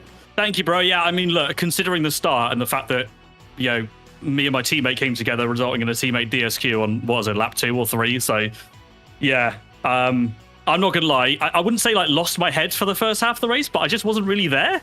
It just, like, I don't know. I just felt bad. I felt kind of guilty for whether it was my fault or not. I don't think it was, having watched it back. But anyway, recovering from that, massively happy. And obviously you saw with the pit stops and strategies, it was kind of, it just completely threw the cat among the pigeons. So, yeah, pleased to have gotten that right. And the end was just painful. I was just saying to Ben, GG's on the win, because he managed the gaps in the train really well. I think when the gaps are around 2 to 3 tenths to the car in front or behind, what you end up seeing is when one driver saves battery, the other then attacks, and then you've got, you know, like me and Karim fighting for P3, then that happens. Whereas Ben, he sat a bit further back from Kai and was able to manage that. So he did really well. I don't think I can really complain with the P3, all things considered. I want to ask a little bit about, so you said you felt like you lost your head. I think you were as low as 9th or 10th at one stage. How easy is it to try and move past that once you get into a race? Is it a safety car period where you can just sort of cool down, have a little bit of a rest, go, okay, we just need to try and get back on the bike and get as many points as possible for the team as well? Well, it depends on the track. Silverstone's really difficult to do that because while it's a really wide track allowing for overtakes, you guys can see the slipstream is so powerful that even if you're, let's just say, half a second a lap slower in qualifying than the car in front, as long as you can stay within like 4 or 5 tenths of the car behind, you make it really difficult for someone to attack further back. So I kind of had that experience trying to get through, as you said, like P9, 10, trying to get through that midfield pack and higher up. It was quite challenging. And like I just touched on, when you then go for that move and you're using battery, it then creates a bigger gap in the train. You're then worse on battery. You're then vulnerable to attacks. So it's quite tactical, actually. And I've said it before, and I'll say it again. I think this track Some might disagree, but I really like the new ERS system for Silverstone, just because it emphasizes the tactical kind of chess battle on battery as well. So, yeah, and again, that's why I couldn't attack Ben at the end, because by the time me and Karim were kind of done scrapping, we just weren't in a close enough to be able to push battery and get to Ben and Kai. So, yeah. P3, though, still a very decent haul of points. For the rest of the season, obviously, next week we've got Australia, a track that I don't know how the memories will be for you if we go back to F123 when we had the race win that never was. I don't know what you're talking about. It's probably the best way to put it. Ben actually referenced it a little bit. What's your motivation and how are you going to approach going back to Australia? Because the championship battle is still very much on, even though we are going to Ben's home track. Well, my mindset going into that is try and kill Ben again at the final chicane on the final lap. That'll be the strategy, I guess. So amazing. Yeah. No, I don't know. I think it's going to be. I reckon it's going to be quite similar to this race. We know there's a billion DRS straights at Australia, and the way I think you'll manage the train there will be similar to Silverstone. So it'll be quite interesting. I think it's going to be hard to make overtakes there if you're in the mid pack. So. I guess maybe qualifying's a bit more important, so we'll find out. I obviously hope to avoid what happened last time at Australia. I will be trying to avoid that. For the record as well, I did go into the grass. I didn't actually take Ben out because you wouldn't believe the amount of comments that were saying that. But yes, I'll be trying to avoid that next time. And I wouldn't be doing my job if I didn't ask you about the formation lap and the wildcard we had today, because it seems to be, let's put it in a nice way, a mixed reaction to the choice of wildcard this afternoon. So just want to get your thoughts and perspectives on it, and what you think could be different for next time. And obviously, our lovely producer who came up with this idea is in the voice call, so you can let them rip basically. Time to go in. No, I wasn't a fan of it. It is what it is. It's subjective. It's one of those where if the majority of drivers, and especially viewers as well, are happy with that and want to see that kind of stuff, then great. But this is kind of Creator Series in a nutshell, isn't it? It's like we want to just try new things and see what works and what doesn't work. We're never going to nail the wild card. We're never going to get it perfect. But I personally wasn't a massive fan of it. I had Alex in chat just then, and I was speaking to Ben just then in VC as well about drivers like DSQing each other on it, and it was clearly stated you can do that. It's fair game. I didn't even think of that, to be honest. So I did DSQ. I think it was on Karim. And I mean, yeah, it is what it is. I was just like, you know what, whatever, onto the race. We'll have some fun on the race instead. I think that's perfectly put. Absolutely perfectly summed up. Well, thank you very much for talking to us today, GB. Another very decent result. Good haul of points going into the second half of the season. And we wish you the very best of luck for next week. Cheers, guys. See you next weekend. Thank you very much, GB.